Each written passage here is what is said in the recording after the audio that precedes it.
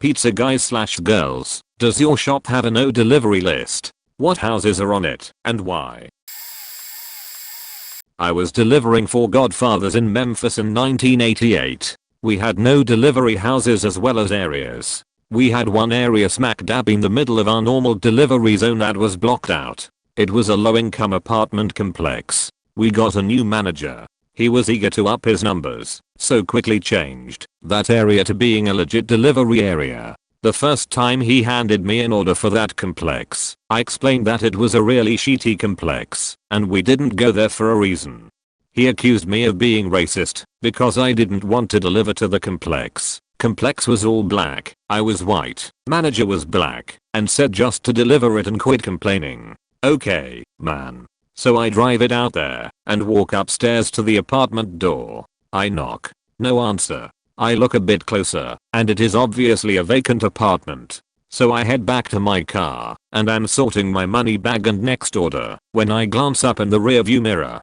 I see 3 bad looking dudes crossing the parking lot heading right for my car. I notice one of them is carrying a rifle. Holy shit. I cranked up my shitty VW Rabbit, threw it in reverse, and hauled ass out of the lot. I get back to the shop and the new manager accused me of making it all up, and said he didn't think I had even attempted to deliver it. He says to go back out there. I say no faking way, dude. He insists, so I insist he comes with me. He agrees. We drive back out there. He carries the pizza up the stairs, realizes that it is a vacant apartment, and quickly gets back in the car. Sorry dude. You were right. It was a setup. We got back to the shop and he marked the whole area off limits again. Edit. Hey guys. I'm getting a couple questions about race/racism. I only mentioned it because my manager said I was too scared to deliver to a black part of town because I was white and that I would have no problem with going to the poor white parts of town. It wasn't true. He was not some black racist. I wasn't some white racist. He wasn't a horrible asshole. Anyway, I was pissed so quit to go work for Garibaldi's in Midtown a month later. Better food and better tips. Cheers. Not delivery, but pizza. A couple years back, right after I graduated high school I was managing a Little Caesars pizza. It is hell, if you were wondering. This one lady would call with this really specific order. I think it was light sauce, double the cheese, and cooked a little longer. One night I had a new girl working register, and she got the phone, and took the lady's order. She didn't take a name, as we are carry out only. We didn't get a ton of call-ins. So about an hour goes by and the girl calls me to the front to talk to a customer. As soon as I came around the corner this lady just starts screaming at me. Oh, I'll always mess up my motherfucking pizza. It's a faking pizza, it ain't that hard. I tried to calm the lady down and explain to her someone new took her order and it was an honest mistake. Offered to comp it and make her a new pizza. She was still irate and kept yelling that she was going to get me, my crew, and my GM fired. I would have liked that. Fuck Little Caesars. So I eventually called my GM because this bitch would straight up not leave. He asked to speak to her. She talked to him, and then all of a sudden, after about 30 seconds she screams, "Oh, you think this is funny, motherfucker?" My GM was laughing at her because she evidently wanted free pizza for a month for her troubles. I then had to call the faking district manager Aka 2 steps below the owner of 47 stores to talk to this bitch. She cussed him out too and still was in the lobby screaming at me. Sometime during all this her son, who looked around my age at the time, 19, came in the store and was standing with her. Now my crew had this dude named Terry, huge as black dude, who you couldn't see unless you were in the back because he was on oven duty that night. This woman's son decides it's time to escalate this to a physical confrontation because I'm even laughing at her at this point. He opens the door to the back, and we always joked, if someone did they were going to get faked up. Well, it turned out not to be a joke. Terry whipped this dude's ass to the y=mx plus b degree. Dude got like 2 good hits on Terry, but Terry just faking dropped this dude in the matter of about 10 seconds with a flurry of shit that made me think to myself Terry should be my manager. Damn. To conclude, the son got a ticket for trespassing in addition to his beat. The lady got banned from our store, and I got a story that I will truly never forget of how people will flip out about pizza. Edit. Wrote quickly. Grandma. I know. Also, no, it was not Terry Crews. He did not dance. He did not go on to have a great career in acting. I quit before him, so I have no idea where he ended up. I used to deliver pizza in the Santa Ynez Valley, California, or those of you who don't know, that's where Michael Jackson's Neverland Ranch is located. This was years before he passed away. One day we got an order for 20 pizzas from an address out on Figueroa Mountain Road. That's pretty far out in the Bonaires, but it was a good order, so we were clearly going to deliver to them. The note we got with the delivery was to check in at the guardhouse, and they would let us through the front gates. Curious. There's only one guardhouse I knew of on that road. It was my turn for delivery, and I was pretty excited. That should be a pretty good tip point, so I took the pizzas to Michael Jackson's ranch. The guards let me through the first gate. I drove about a mile to the second gate, which happened to be the iconic Neverland Ranch Golden Gates with the naked cherubs on it. The gate opened automatically. I drove for another quarter mile or so and got to a set of huge parking lots. I took the pizzas to a woman with a headset, and she told me to take them to the main house where Michael lived. I drove up to the house, rang the doorbell, and Michael Jackson answered the door. Naked. Okay. That last part didn't happen. Turns out Michael was having a huge celebrity party for someone or other. The pizzas were for the crew setting up the party. They were very thankful and tipped me $100. I just wanted to tell that story. It was pretty awesome. This guy wasn't banned, but I had to mention this to people who would understand. I delivered pizza for Pizza Sluched for almost a year, and most houses were fine. Some didn't tip, some did. Some were rude, some weren't. However, there was always one place I loathed delivering food to. I get an order to take a couple pizzas and whatnot to this address I'd never delivered to a couple months in.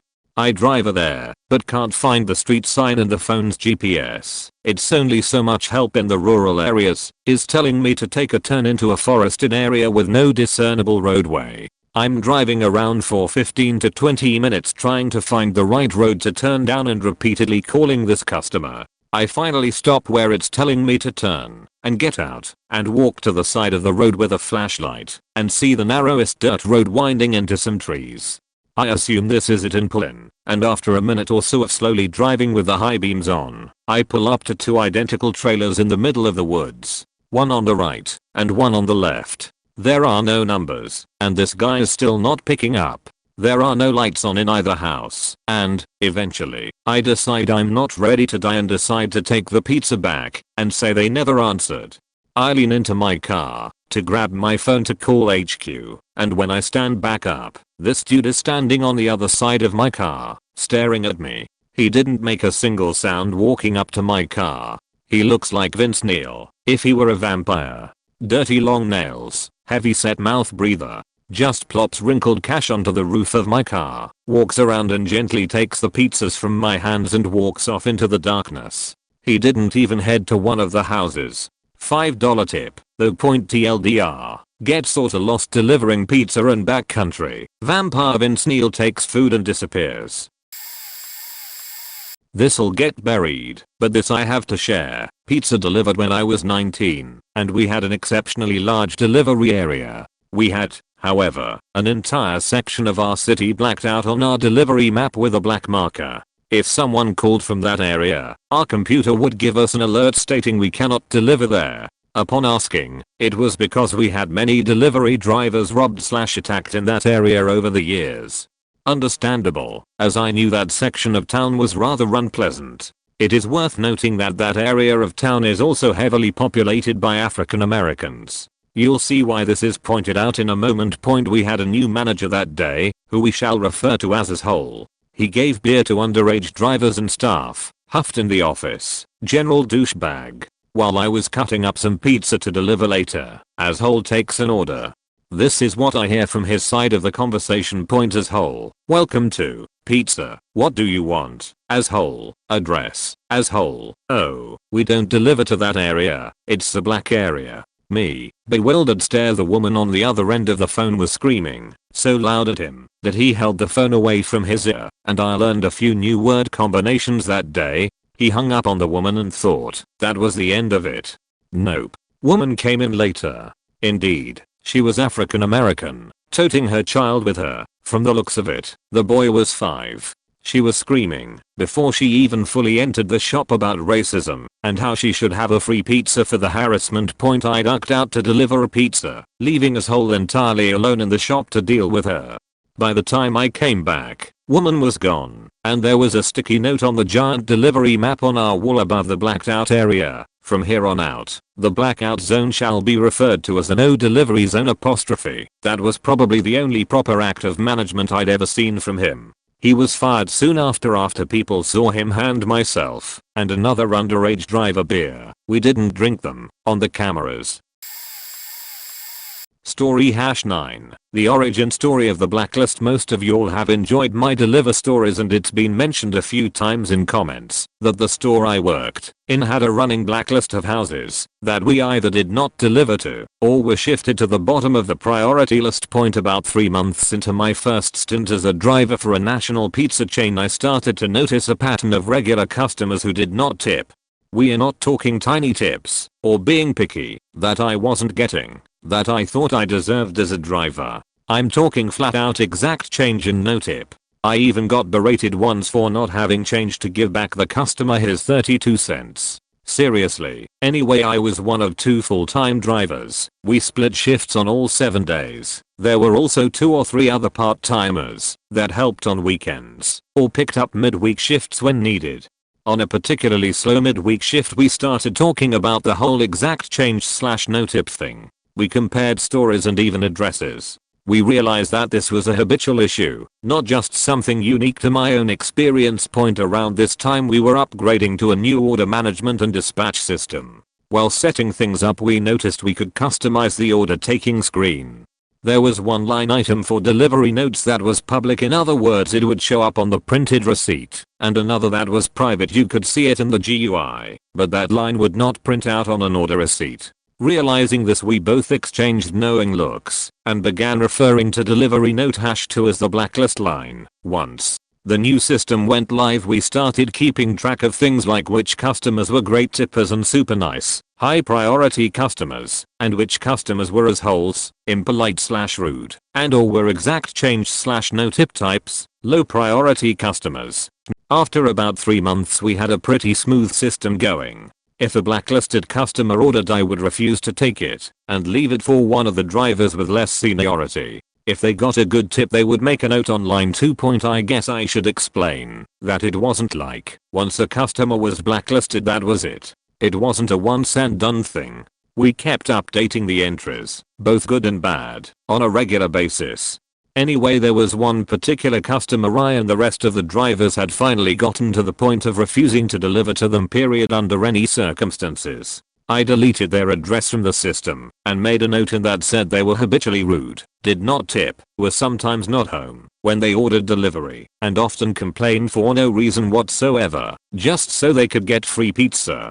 Like saying the cheese was stuck to the top of the box when I checked before getting out of the car, or the pizza was late and cold. Stupid petty things that were pretty much bullshit attempts at free pizza. The manager was already tired of this customer sheet, but still had to abide by the whole customer is always right sheet. So one night, this whole customer calls in, and the poor girl taking orders didn't know what hit her. She says that we, as a store, are unable to deliver to them. It wasn't uncommon for people outside our delivery zone to try and call in an order on a busy night. So we noted those customers in the system too. Well, as whole customer goes off on her, she starts crying and hands the phone to the manager. He gets the customer's story and then tells the customer he will call them right back. I come in from an order and get cornered by the manager. I could tell he was pissed, but he gave me a chance to explain the situation. A few minutes later, the other full-timer comes in and confirms the story as well as why we made the decision to not deliver to his whole customer anymore. Manager calls his whole customer and flat out tells him out it is. A heated pseudo-argument ensues, and the manager ends by saying, "Our delivery service is just that, a service. It is customary to tip delivery drivers because they are using their own vehicles and paying for the gas out of their own pockets. If you don't want to tip a delivery driver, then don't order delivery. Thank you and goodbye. He then slams down the receiver, looks at me, and just mutters what an asshole under his breath. From then on, the blacklist became an accepted thing, and during a North Store staff meeting the following week, the system was explained so that everyone else who worked there, who were all expected to take orders over the phone, understood what delivery line #2 meant. A few months later, I ended up leaving the store on good terms and went to school out of town. After finishing school and moving back home, I decided to pick up delivering again part-time while I continued on in grad school, this time in town. A total of 4 years had passed between my first stint as a driver back in 1999 to my second stint in 2003. On my first day back as a driver, I noticed the blacklist was still going strong. Needless to say, I was pleased. TLDR, a fellow driver and I at a national pizza chain instituted a blacklist of customers that were habitual problems and or the exact change/no tip type. Manager found out about the list after dealing with the king of all assholes on our blacklist, and not only endorsed the list, but also had us explain the list to the rest of the store. Only story I have is as follows. First delivery of the day, maybe 11:15 am. A guy calls and orders a sub, small pizza and 20 wings, but says he wants the sub delivered to his house and the pizza/wings delivered to another house. Claims that he would do it, but he is disabled. I go to his house and drop off the sub. On my way to the second location, I guess he called the pizzeria and there was some confusion, and that the wings and sub were supposed to be dropped off at his place, not just the sub. The pizzeria calls me and informs me of this, so I tell them I'm almost at the second location and that I'd go back after I drop the pizza off. I get to the second location and a man answers the door. He seems very confused, so I tell him it from a gentleman on Lake Street. He then asks some questions and informs me that his daughter has a restraining order against this guy and that he's mentally unstable and dangerous. I get back in my car to go back and drop off the wings, and as I pull into the driveway, the man is standing outside of his house with his sub in hand. I take the wings out of the bag, and once he realizes that I didn't take them to the second location, there was some confusion and apparently I was supposed to take them to the second location and he wanted to order new wings for himself. He lost his mind. I mean, he went insane, threw the sub at me, got in my face telling me that I faked everything up with the girl he loves, and threatened to stab me and pushing me around. After a while I was able to get in my car and speed off, but it was scary as shit. Guy sure was unstable. He's banned. We have this lady that always has an issue. My pizza wasn't as dark as it could have been. I didn't get the right sauce. Bullshit. Beach. I saw him pack the right faking sauce. I didn't get the right order. Possible. It's happened before. I didn't get the right drink. I want a free pizza next time I come in. It's mostly trivial, but when we get there most of the time everything is the exact way it should be.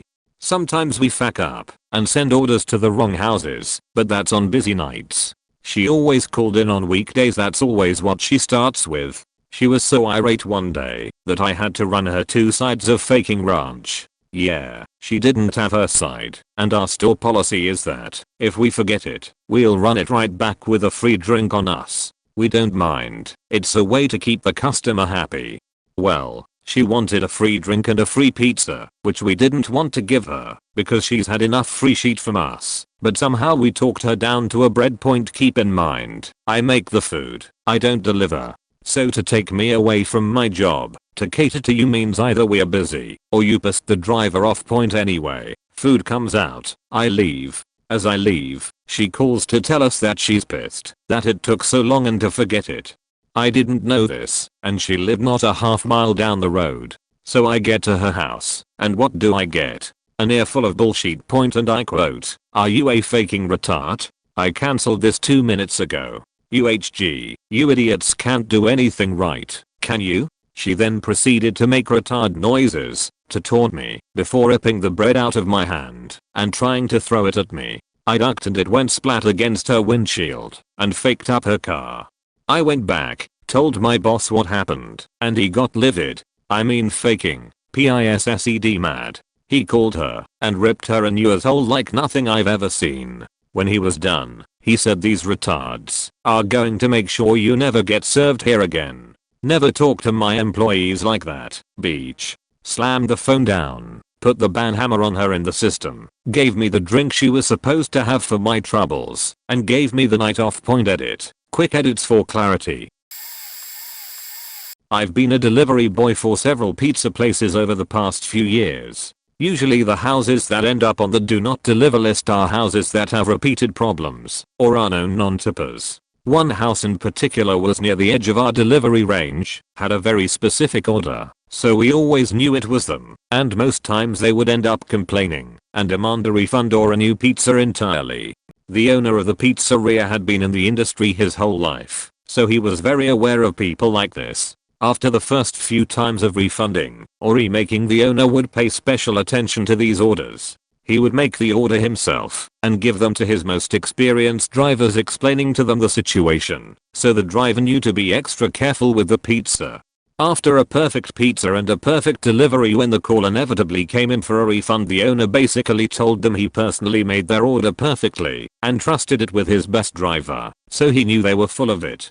He basically told them to fuck off and never call back. Here's how he knew they were definitely full of it. They would call from a block number to try and order, so obviously they still wanted the food from this particular place, so they must like it.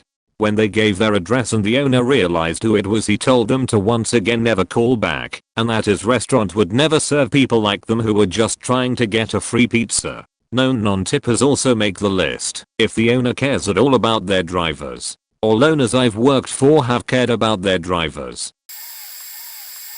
I deliver pizza in court and went to a house last month. Before I left, my boss and the other drivers were like, good luck with that one, she's out of her mind. Not thinking much of it, I was like, yeah whatever, it'll charm her. So she orders 2 large pizzas and the total is like $49 or something. It was a BBQ pork and a white clam, 2 of our special pies, and a little more money. So naturally I was like, cool, should be a decent tip and I'll figure out how to deal with her when I get there. I arrive and knock on the door. She comes out stumbling and clearly on Xanax and alcohol. She hands me a 20 and goes back and starts eating the clam pizza and ignores me. I was like, hello, you owe me another $29 please. I said, if you don't have cash you're able to call the store. She came back out after shuffling around for a while with $4. I was like, take your $24 back. If you don't have the money, I'm going to call my boss. I end up calling the boss, and he is like, I knew she would pull some shit like this. So long story short, they called the cops to her house. They got out and were like, we've been here before we actually took her children away. I was like, damn, that's crazy. They're knocking on the door for like 20 minutes and said we're not going to be able to kick the door down over pizza. I was like, that's chill, I just wanted my money. So I get back to the store and the boss is on the phone with her and she keeps saying, wow, you called the cops, wow like a psycho. So she's on the never deliver list. Pretty boring, but that's all I got. Oh man, I've got a great one of these. Back in the 90s I worked as a pizza driver in Seattle for a gourmet pizza place. Pagliacci, if anyone's keeping score. Anyhow, our delivery area for my store was downtown, among a few other neighborhoods. It was fun. Good money, short hours, and we knew every side street and alley in Seattle. We had some good times. There was this one customer that stood out among the crowd as the worst ever. Eventually, we drivers got him banned from receiving delivery. It was just too much. We couldn't stand to go there anymore. I should explain that our area had everything from millionaire high rollers who always tipped like shit, go figure, to working class stiffs, best tippers ever, to crack hoes, pimps, and low income rent controlled buildings with people so poor that they had no faking business ordering our expensive pizza. And man, the shit we saw. We delivered to strip clubs, penthouse coke parties, no-tell motel rooms, upper middle class homes, born studios, conventions, swanky condos, internet startups, and everything in between. Our store got robbed at gunpoint, once had an axe-wielding man fighting a machete-wielding man, drunkards and homeless and all kinds of other shit. I once ejected a pimp who chased his hoe into our store. We let her stay and be safe after I threw the pimp out. Anyhow, back to our ban. As you might guess, it was very unusual for our store to just ban someone. But this guy, shudder, let's call him Bannick, mainly because that was his name. Fact pseudonyms. Bannick was a creature unlike any other. He tipped okay, never gave anyone a problem, never complained. Seems like a model customer. Yeah, the legend of Bannick grew slowly.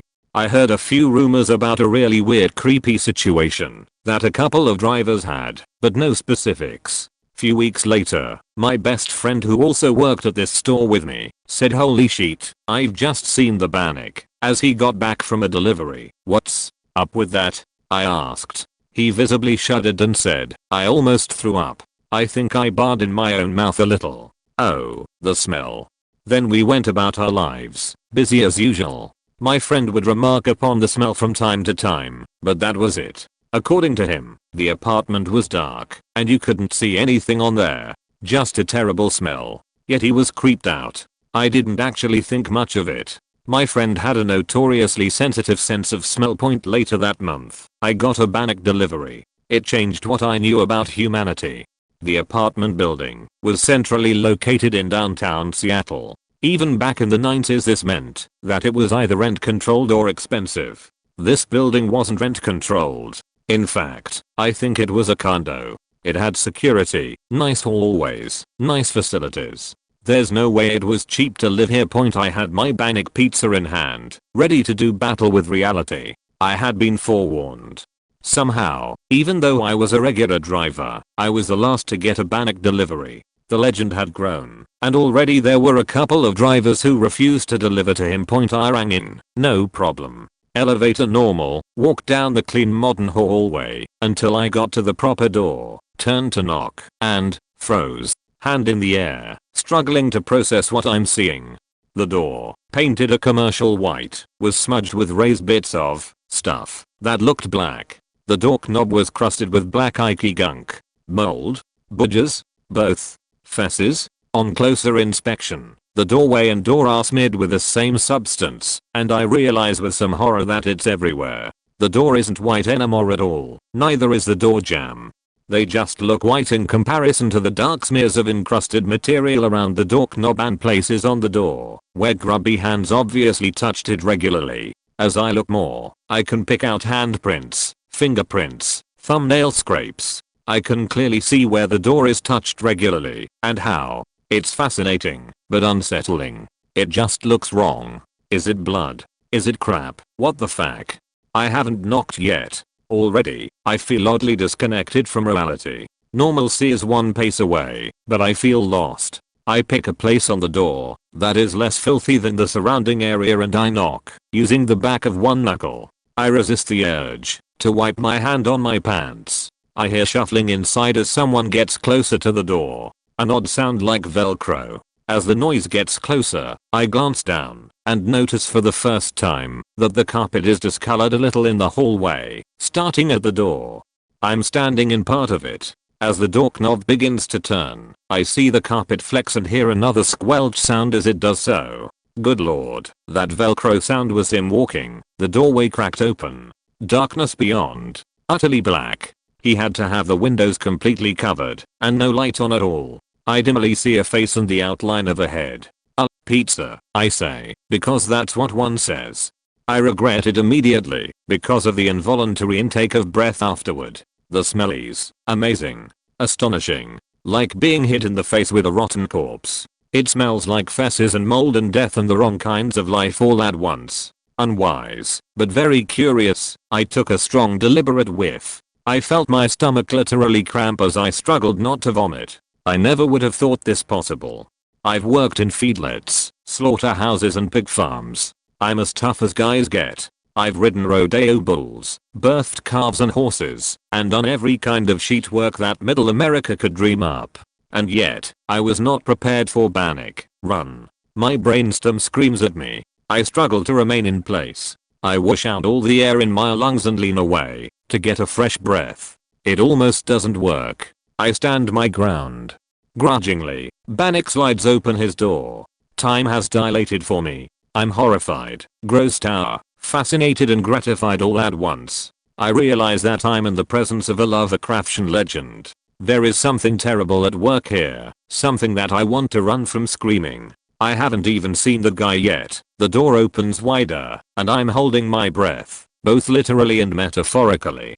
As a wedge of light enters the condo, I get a glimpse of the interior wall. It's streaked with stuff. The light switch is actually caked with it, unbelievably thick. I can't see the plastic. The smell grows even worse, as I can tell, when I'm forced to take a quick breath. I'm in active fear for my health at what the fuck I might be breathing in. I don't remember what I was saying. Normal pizza guy, here's your stuff. This is what it costs type of sheet. I'm letting my autopilot take over as I process what I'm experiencing.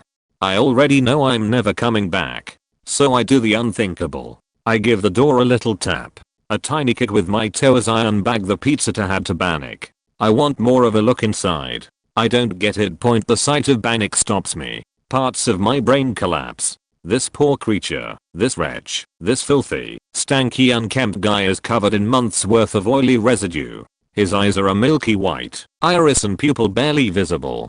Something drips from the corner of one eye. His hair is an oily, shiny tumble of black. He has warts everywhere. On his pockmarked nose, his face, his neck, his arms, his hands. And his hands are covered by that muck. That black stuff that's all over his doorway. With mounting horror, I try desperately to make polite small talk as I watch his hands reach out toward me. Toward the pizza I'm fumbling to give him.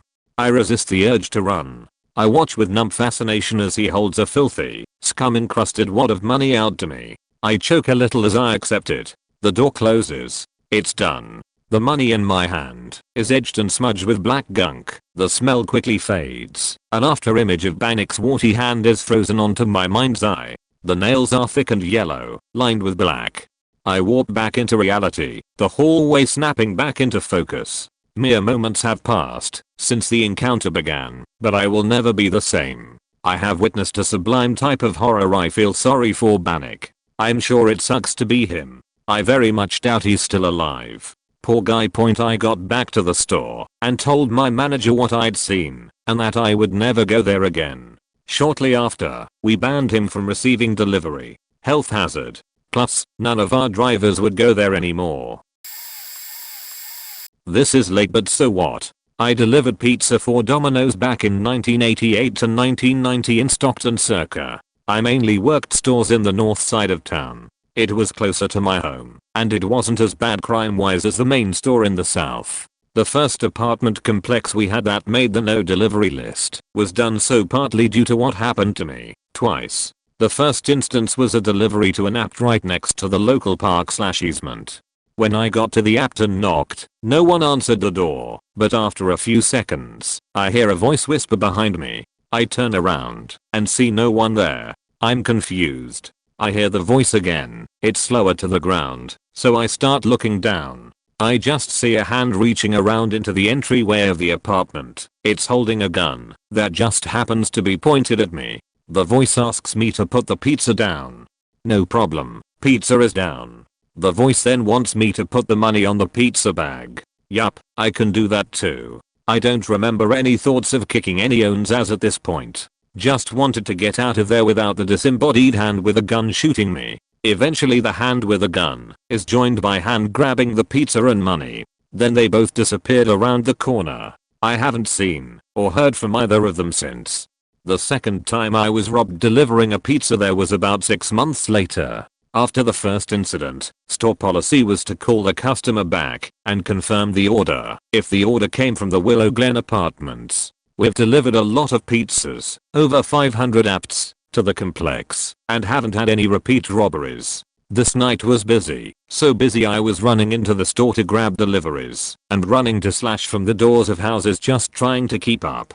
One of my orders happens to be from said apartment complex. I'm somewhat familiar with the layout of the apartments, so I decide to park my car on the street next to the apartment complex and run to the apartment. I think I confused the robbery attempt because I didn't come from the parking lot, but from the opposite direction. Needless to say, I get to the door and the people living there say they didn't order no pizza.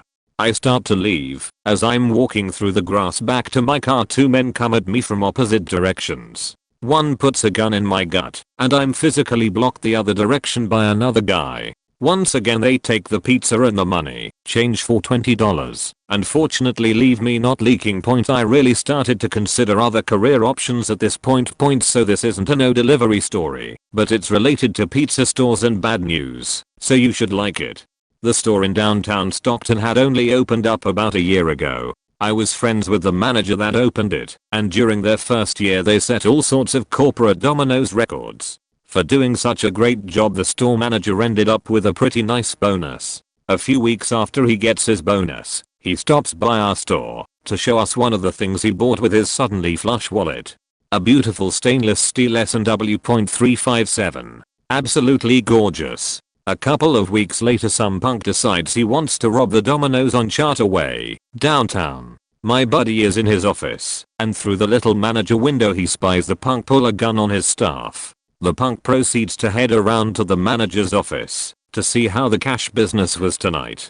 Unbeknownst to punk, my buddy had gone against corporate Domino's policy and was packing heat. Door to manager's office is closed. Punk kicks it open. Manager steps out and fires twice. First one went in the gut, second one to the head. Unfortunately my friend lost his job for carrying a weapon to work, but it probably saved his life. I'm glad I don't work in the pizza business anymore. I did a lot of delivery over the years and saw a lot of blacklisted houses / complexes / projects, but most were for the same thing: risk. The places I worked were generally all managed by people that had worked their way up through the ranks, which meant most of them had done delivery at some point in time or another, and valued the discretion of the drivers. That being said, there was one place that got blacklisted while I was working at a Pizza Hut in the Phoenix area. This apartment, I still remember the number, was inhabited by a gentleman of a larger size. To call obese would be a disservice to people that are actually obese. This guy was a fat bastard. Not so fat that he couldn't do anything with his life. In fact, I've seen larger men than him working in the oil field, and car sales. Now let me be perfectly clear here. I have nothing against fat people. Truth be told, I could stand to drop a few pounds myself. This guy, however, didn't bathe. That's right, he didn't wash himself. Ever. You know that smell when your musky coworker woke up late, couldn't find his deodorant, and certainly didn't have time to shower. That time's a very large number. When he opened the door, the smell punched me in the face so hard I gagged and had to step back to find a whiff of fresh air. His tank top was a color somewhere between brown and yellow, and the smell of a cat box that had not been cleaned since Columbus sailed the ocean blue lingered with me long after I had left and chain smoked 2 cigarettes in my car with the windows up. The icing on the cake though was the black neck sludge that was seeping out of the folds under his chin. I looked moist and slimy, though when he moved his head it seemed to have the constancy of tar. The image of it haunts me to this day, nearly 15 years later. I described the incident in detail to my manager when I got back and told her the apartment number. As it turns out, we weren't supposed to deliver there in the first place, but as our computer system didn't have an actual blacklist, he slipped through the cracks. I don't know what can happen in a person's life to drive him to that situation, but I pray to the gods that it doesn't happen to me. We had to blacklist a customer who would constantly order pizzas and complain that there was not enough cheese. They ordered the Chicken Club pizza, which has jalapeno ranch sauce, ham, bacon, chicken, and tomato. Depending on the size of the pizza, topping amounts vary. However, due to the creamy nature of the sauce, we put half the amount of cheese on that particular pizza. So if a large Hawaiian has 1 cup of cheese, a large Chicken Club will have 1/2 cup of cheese, etc. Anyway, they ordered 78 times, which can be seen on the bottom right corner of our receipts, and had complained 49 times, seen on the bottom left corner of our receipts. They complained about the cheese again last summer, and basically our company's policy is to refund the customer fully and send a new pizza free of charge, or give the customer a credit in the amount of the pizza for the inconvenience. The deal this time, knowing that they were problem customers, was that they had to trade in their old pizza for the new one, which I made, and I used the same amount of cheese as the first, as it should be, and, hold in below, they had consumed about 3/4 of the pizza before phoning in their complaint. Our delivery drive brought back the nearly finished pizza and showed it to the manager, who promptly phoned the call center to blacklist them. The funny thing is, they created a new account under a different phone number, cell phone I presume, and ordered an additional 15 times with 9 complaints. By this point they were adding confusing instructions such as allergic to tomatoes, but not selecting to remove the tomatoes. So basically, if I opted to heed the allergy warning, they would complain that they did not receive their tomatoes, and if I did include the tomatoes, they would complain that they are allergic and want a new pizza. Our manager finally went ahead and banned the address completely, and they are only allowed to come in and order pizza so they can witness us making it and no longer complain about the product. We also had a customer provide us with the wrong address thrice and the wrong phone number twice in one night, meaning their pizza, which should have been delivered in 35 minutes, took about 3 hours to get there. They phoned the store directly to tell us we were idiots, and the store owner happened to be there, and he called them out on their nonsense. Owner, do you even know where you are? I know where I am. I'm at address. I don't even live in this city and I know the address. Do you even know your own name? You are an idiot. We don't want you as a customer. Do you even want the pizza? Because it's been sitting here for 3 hours now, and we've tried to deliver it to you 3 times. You can come pick it up, because I know where we are, and you don't love working at a pizza place. Finally, my time to shine. My parents own a pizza restaurant. A few years ago, after I had just gotten my license, a couple from an apartment complex called and ordered pizza. This complex is commonly known as a place that is heavily polluted with low-livs and drug addicts. When I get to the door, I hear the couple shouting. I timidly knock. At this point the man shouts, "He's here. Where's the goddamn money?" To this the woman replied, "I don't know." The guy then screams back at her some gibberish. I knock again thinking, oh crap, I'm going to die. The woman then says to the man, "Hey, I think it's in my other purse," to which the man replies, "I don't fucking care if you spent all your money on drugs." She screamed back at him, and then I heard a loud bang and she screamed, "Get off of me." I ran out to there, got in my truck, and was gone before they ever came to the door. However, the genius in me forgot that I had called them on my personal cell phone because they gave me an address that literally didn't exist. During this conversation I could tell they were high, but didn't think anything of it. By the time I reached the shop I had 15 missed calls from this couple. I blocked the number. Then they constantly called the store demanding their food, and my dad straight up told them that he refused to put a driver in danger and that if they wanted it, either the driver would come with a police escort or they could come get their food. They threatened to make us pay if we didn't bring it to them, but in all honesty they were probably too high to find the pizza shop in the first place. I work at a local pizza place, and as far as I know we only have a handful of houses on the no delivery list. One of them was added to the list because of a really dumb mistake on my part.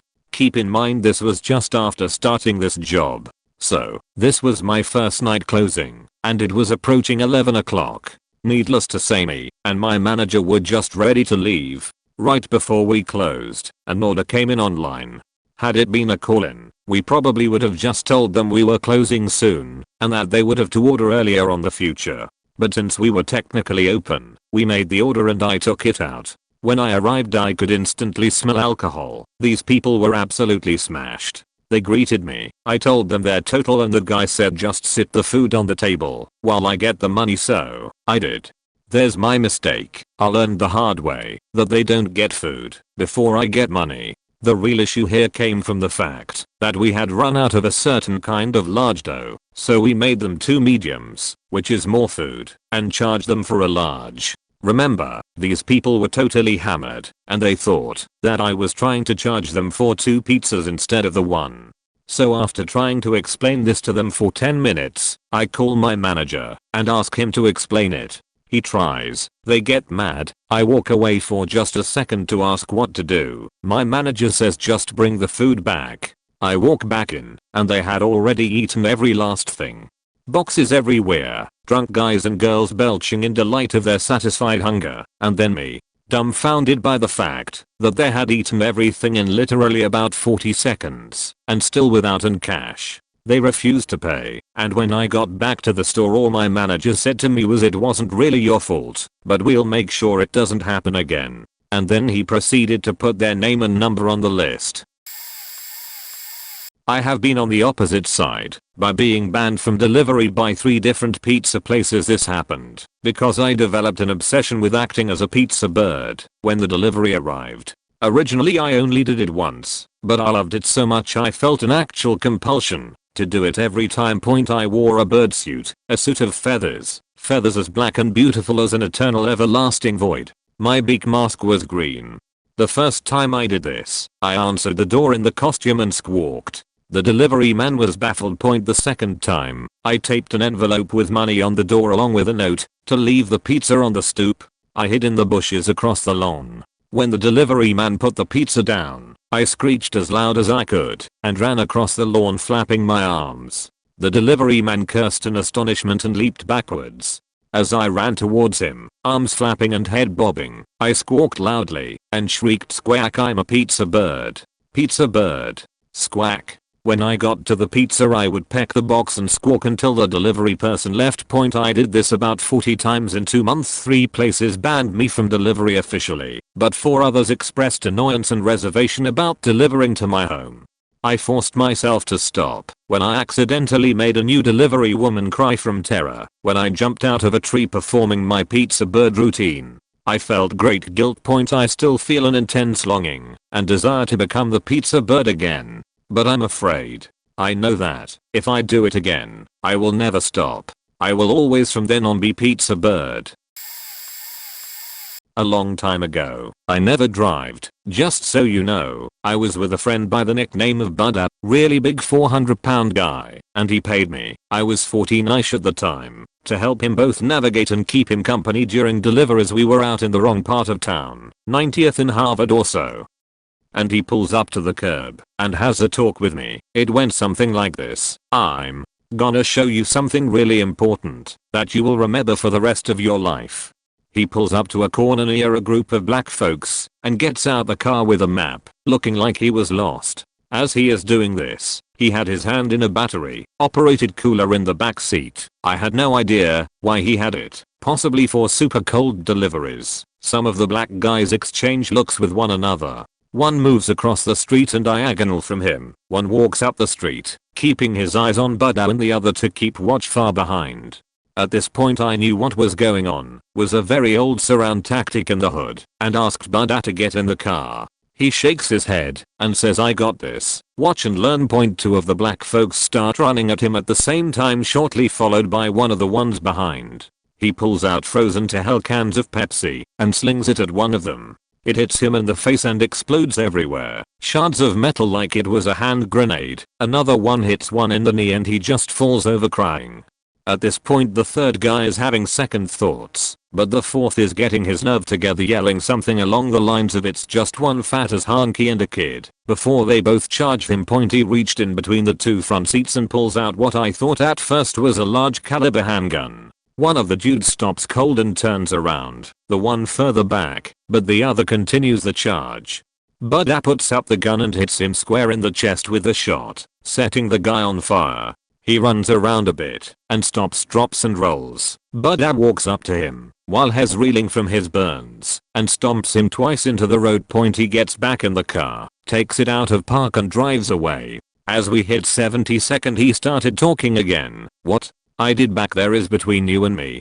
If you ever see someone running up to the car aside from me, be it nigger or wigger, I want you to roll down the window and chuck these frozen Pepsis as hard as you can at them. If they keep coming I want you to grab the gun and shoot them, preferably in the face." I couldn't say anything. He was just entirely nonchalant about entirely wrecking 3 dudes like they were child's play. He then said, "In a couple years you will probably be doing this or something like this, and I don't want to pose niggas hurting ya. Know the places where it's not safe to deliver ever, and make sure to watch who is around you at all times. If you have to, run one over if they threaten you. Most of them have warrants anyways." He went on about where to go and not to go, and how the police response time was between 40 minutes to an hour over most of the east side. I stayed on for a while longer, 2 months, and only had to threaten to shoot someone once, which was the last time. I decided to get a dishwasher job for 1.50 an hour, 12 to 16 hours a day for the entire summer. Yay, slave wages. Also, factons of Pokemon cards.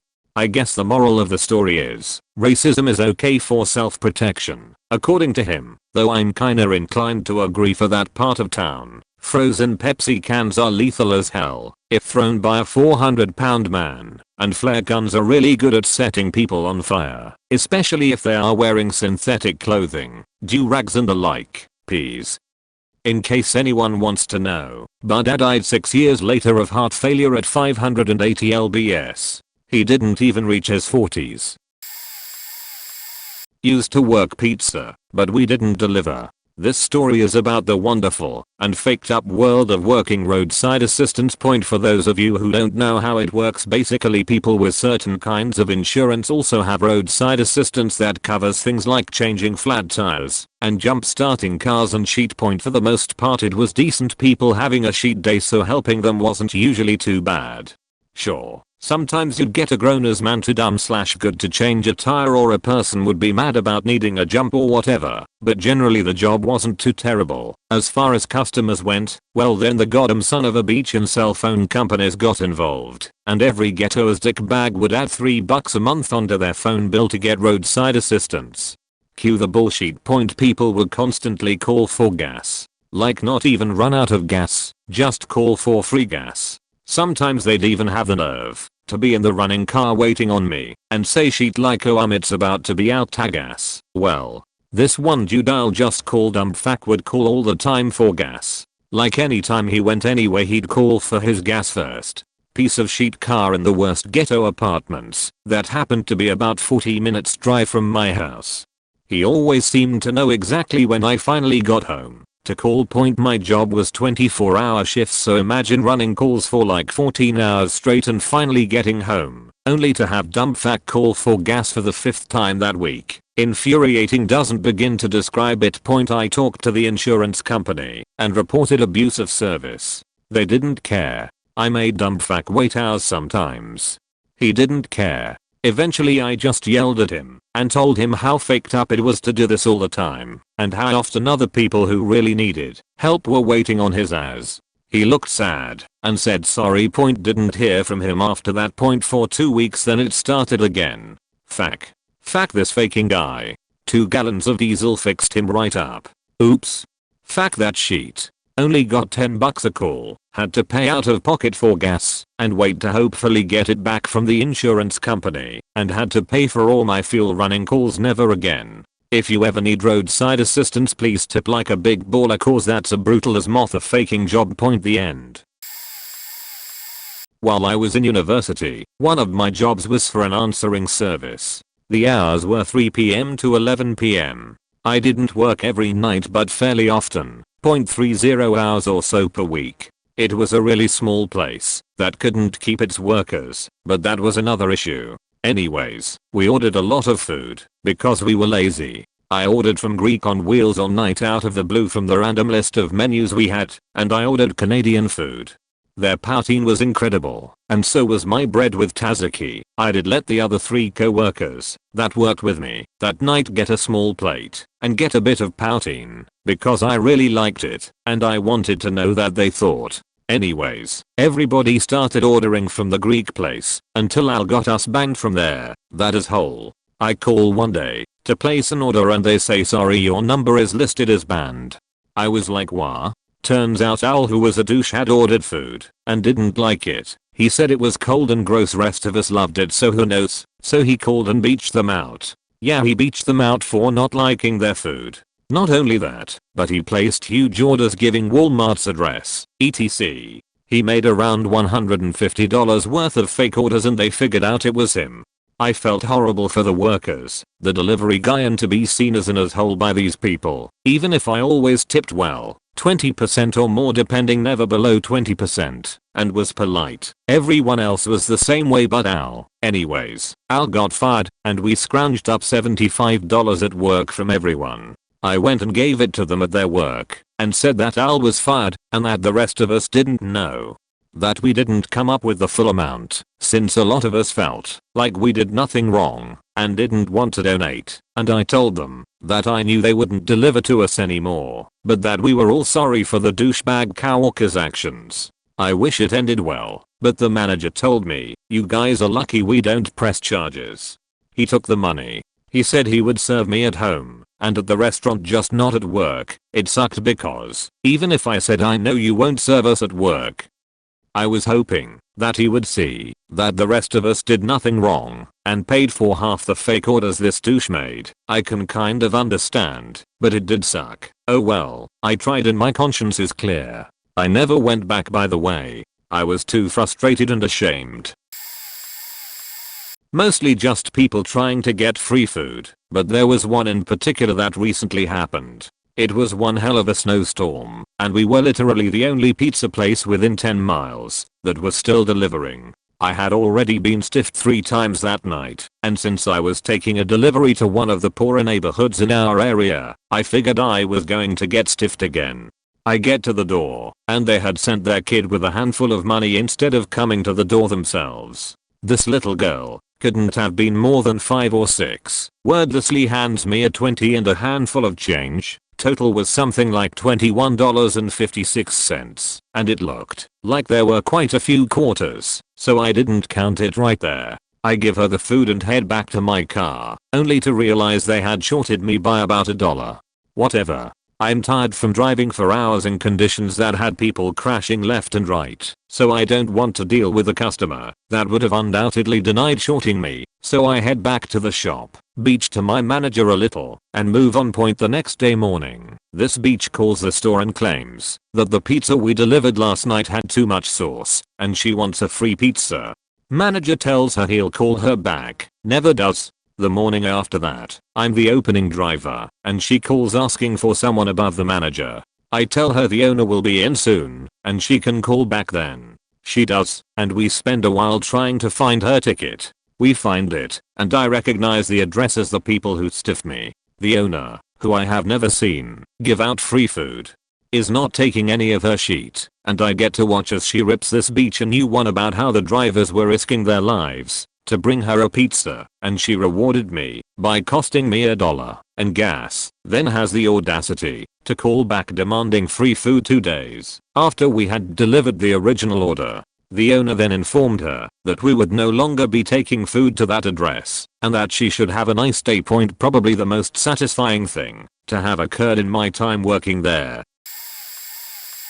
When I ran a delivery store with a massive range and tens of thousands of customers, I was a lot stricter. We had the best pizza, the fastest deliveries, the lowest prices, and the friendliest staff. We were the store you want to order from, not the store you settle on.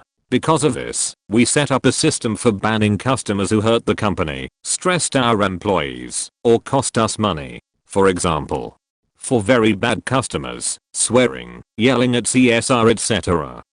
1. Warning. 2. Warning. 3. Ban for excessive complaints. Must be in a row or 5 out of 6. Seriously, if you have such a problem with our pizza, order elsewhere. 1. Free pizza. 2. Free pizza. 3. Free side. 4. Suggest a competitor for next time. 5. Ban for driver harassment. 1. Warning. 2. Warning. 3. Ban for perpetually stiffing drivers. 1 to 5. Nothing. 6 to 8. Politely inform them that the delivery charge is not a tip and they should leave a couple dollars for the driver. 9. Ask for a tip. 10. Double delivery charge. Give second to driver robbery. Instant ban. Once. Don't care if they don't know you. Don't care if you ordered before. I need my drivers to feel safe when taking deliveries. Assault. Instant ban. 3 times. Cops will be called. I will press charges. I spend all day kissing customers' ass, so you really don't want to fuck with me, or my employees throwing the hot pizza at someone, faking too many times. Instant ban. I don't care if it's a joke. Sometimes they can be up to 190 degrees and cause serious burns. It's dangerous and you're a faking idiot if you try it. How are so many idiots this stupid? By eliminating the crazes in our delivery area, our drivers were much happier, and as a result, gave much better to the 99% of regular customers. It's amazing how much one dick can ruin your day. And it's amazing how simply refusing them service can make a workplace so much better. Not just a no delivery list. More like a do not serve these people at all list. My two favorites are these. We had a guy who worked at a vape shop next door, so he ordered all the time. He always tried to use a 20% off coupon, but would refuse to bring it by, so one day I informed him I could no longer give him the discount without the coupon. This guy went apeshit, ripped his shirt off and started yelling, then proceeded to grab as many 20-ounce sodas as he could, and then ran out of the door. He would always get a sub which is $7.99, so he only saved $1.50. Second one, there's a man who calls in and is super drunk every time. So drunk you can practically smell the beer through the phone. He always tries to convince the order taker that he's our undercover boss. They can be fired / given a raise depending on how they treat him during this call etc. One day he orders, and I get a phone call from my driver who is yelling into the phone about how this guy's going to kill him. I immediately tell him to return to the store. Not even 2 minutes later this man calls me and tells me that he's going to beat the shit out of that nigger if I ever send him back to his house again. This guy is apparently so racist that as soon as my black delivery driver stepped out of his car, this man started screaming at the top of his lungs and refused to accept the food. I actually just got home from work and the drunk guy called right before I left. Informing him that he had been banned was such a good feeling. Repost of my own from old account was Sinister Prime, which I deleted, but mine nonetheless sorta fits the bill. More of a unofficial list the drivers had. I have been out of the delivery business for a few years now, but I still remember a couple of the more memorable moments. Today we will hear of Mr. Salami and the generosity the man gave to all of us at the store. Once upon a time, like 3 years ago, a guy ordered a salami pizza and 6 20-ounce cokes. He lived in a large community in which had 2 entrances and literally over 30 miles of roads inside in which we had to travel at 35 miles per hour or the rent-a-cops would get us and call out store. The total drive to this man's house came to about 10 miles round trip and took close to an hour due to having to drive into the back of the housing community. My first delivery was enlightening. I pulled up onto a nice house. I walk to the door, ring the bell, and out comes Mr. Salami. He was covered in stained clothing from head to toe and smelled like ass. He was one of those guys you wanted to avoid getting close to at all costs. He signs his receipt, turns, and walks away without a word. No tip. So, I lost a bit of money on the delivery, but whatever. Fast forward a few months. We have been getting weekly orders from Mr. Salami and no one has gotten the tip from this man, and everyone says he is rude to them as well. I get the unlucky draw and have to deliver to him again. So, I pull up with his drinks and salami pizza. It had been a terrible tip day, and I was apparently obvious in my dislike for this man, because he spoke for the first time to me. This is the convo as close as I remember it. This took place directly after he handed me the CC slip with 0 and the tip spot. Manuscript, you wanna know why I don't tip you guys? Me, actually, yes, I would love to know why. Manuscript, because you don't do anything to earn it. You don't come to my table and refill my drinks or bring me my food on a plate ready to eat. All you do is sit in your cars and bring me my overly expensive food and expect a handout. Me, while we may sit in our cars all day, it costs us money to bring you your food. We all pay to bring this food to you. Manuscript, not my fault. Get a better job. Blame your president, your parents, your boss, whoever you want, but it is in no way my fault you took the job. This is when I leave. I was half expecting to get a complaint, but he never did. However, I did inform all of the drivers what I was told, and that man never received a hot pizza again. Petty? Absolutely. But it felt good to get something out of the gas money we had to waste to take this to him. We generally would get a double and make sure he was the last to get his. Edit. Format.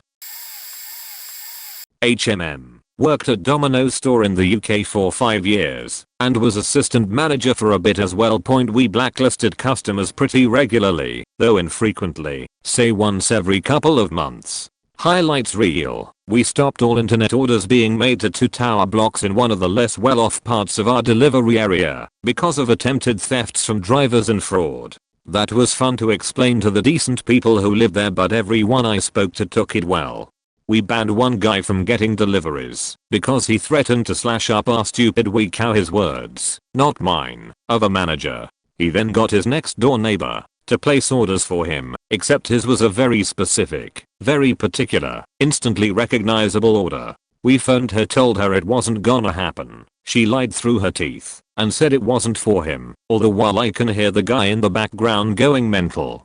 This guy then decides that he'll have better luck placing the order by coming into the store. He threatens the staff to take his order. He's told to fuck off, my words, not his. He's threatened with police involvement. His mate talked him down, and they left point blacklisted a guy who was a serial complainer. Something was always wrong, regardless of how perfect it was, when it left the store.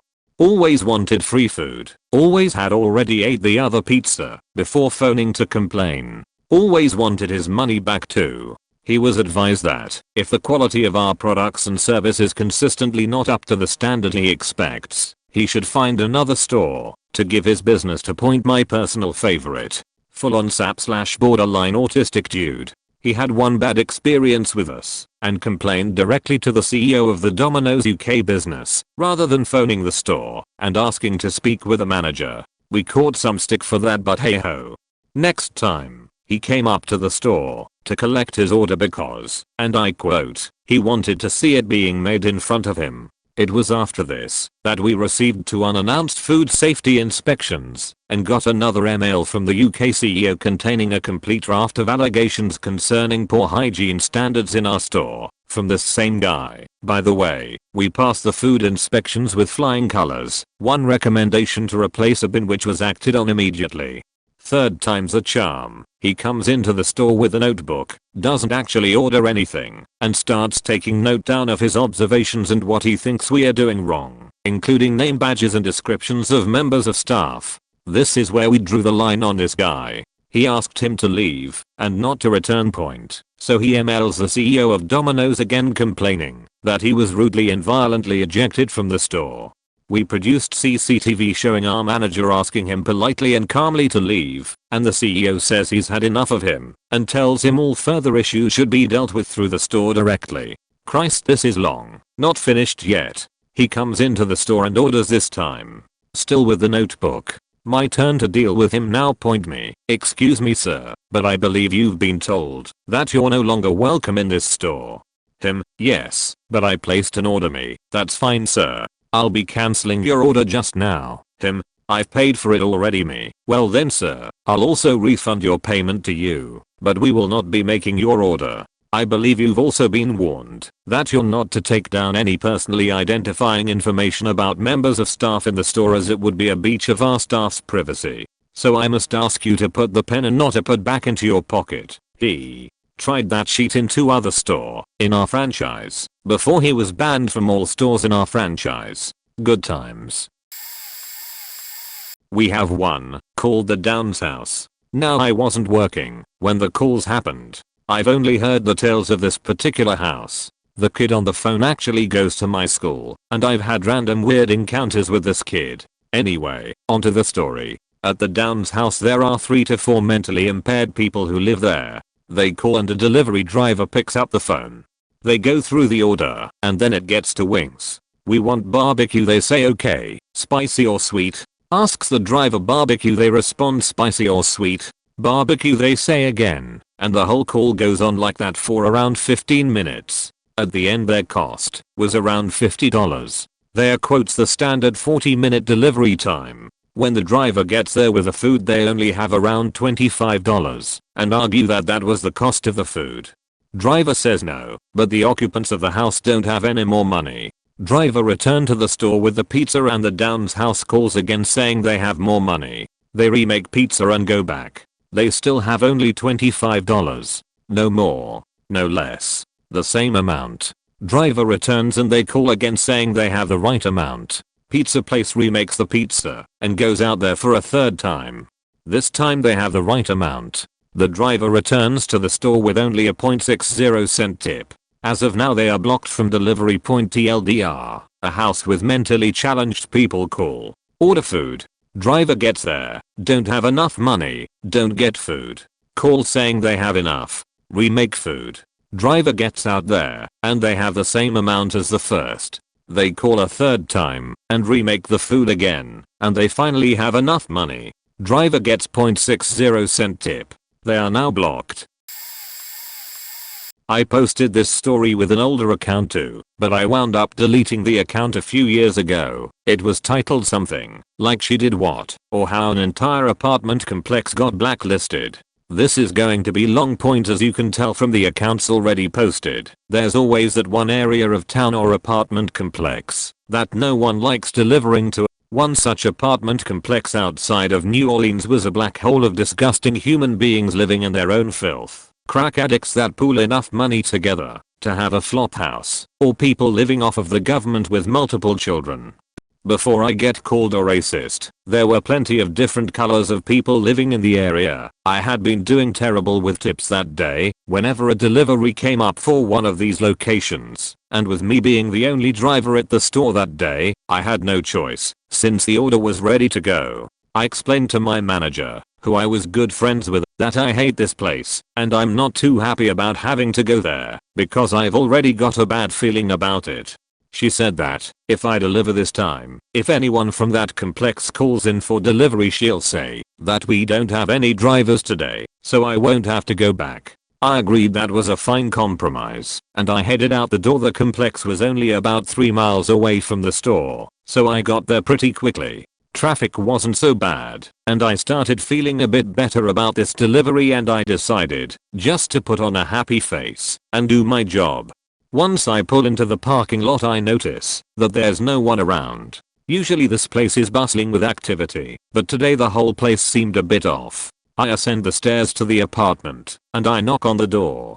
Before I can finish knocking, a small child that appeared to be around 4 years old runs out the door, clipping my leg, and starts screaming, "The pizza man! The pizza man here! Mama, mama, the pizza man here!" This kid almost knocks me down. He's flipping out, and mama is nowhere to be seen. I glanced into the apartment to see about 5 or 6 more children milling about the living room waiting for their food. About 20 seconds later, a very large, very pale black lady comes to the door, money in hand. The only reason I mention that she's black is because of how extremely pale this woman was. I had no idea a black person could even be that pale. I mean, she looked rough. She came to the door and without saying a word proceeded to projectile vomit all over herself, the money she's holding, the pizza boxes, and my arm and chest. I didn't even hesitate. I walked away immediately. I was about 15 feet away when she yelled, "Come back. I need to feed my kids." I felt bad about just walking away once she mentioned that, because I hadn't really put thought to the kids going hungry, as I was wondering how the hell I'm going to deal with this once I got back to the store. I went back, and she then attempts to hand me puke-covered cash to pay for the pizza. No way, lady. No way am I touching that money. She thinks for a while and then says, "Well, would you take a check?" "Sure, as long as you don't puke on it." So I finish the transaction, no tip, and get the hell out of there as quickly as I possibly can, doing my best to wipe the vomit off of my shirt and arm with a rag I had in my truck. I walked back into the store seething. My manager immediately knew something was up and plainly said what happened, already knowing there was a good story to reflect the scowl on my face. After I explained the entire situation to her, she was furious. She called the woman back asking her if she had thrown up on her driver. Once she verified that she had, and didn't even apologize by the way, my manager hung up on her after telling her that she doesn't have to worry about puking on another driver because she's now blacklisted. My manager then got on the computer and pulled up the blacklist to add her to it. Only unfortunately for everyone else at that complex, there was no way to put in an individual apartment number because the restaurant was still using a program and computers that was designed in the 80s, so the entire place was blacklisted. No one from that complex could order delivery ever again. And that's the story of how a woman's vomit got an entire apartment complex blacklisted from a big 3 pizza chain. not a pizza guy, but this will be about the place I used to work.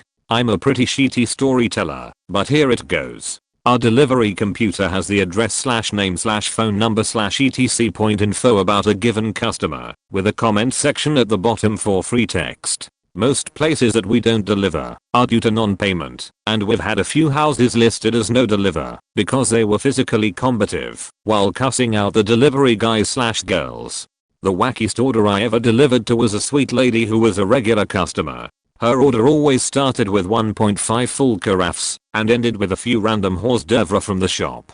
She lived in a nearby senior living community, but was quite able-bodied. She claimed she liked living there because most of her neighbors couldn't make it up to the 3rd floor, or if they could, they'd soon move out because it's tough for most of the older people to climb 3 flights of stairs. So it was quiet.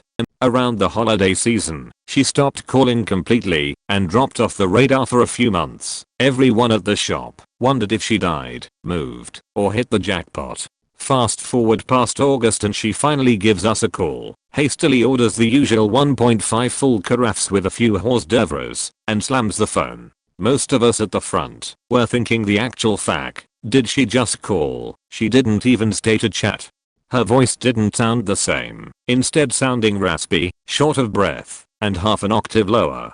At the time, the manager and I decided to go together to surprise her with a free hot meal and dessert. What we were met with was a clusterfuck between what the sheet and not liquor. It's the middle of the day and we are beginning to sweat beads. We make our way up her building's stairs, which got dirtier as we climbed.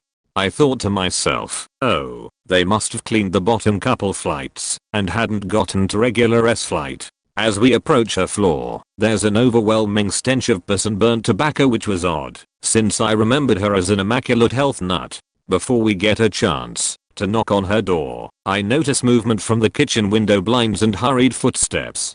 A ghost of the woman I knew answered the door. Her hair no longer had the sheer and shine of a year ago. Her lips were pale and shriveled. She looked like she lost most of her weight and came across as shaky and unbalanced. Appearances aside, the stench that hit me was the worst smell I've ever come across, even in my day of working in the air. It was a putrid smell mixed with aromatic calcium that had a lingering aftertaste. We tried our best to keep smiling because we were overjoyed to hear from her again. After exchanging some pleasantries, she invited us in. The manager and I took one look into her now dimly lit, smelly wallpaper peeling apartment and kindly declined. A second before she snapped, I saw something in her expression change, like shifting from a weak and emaciated shadow into an enraged bull.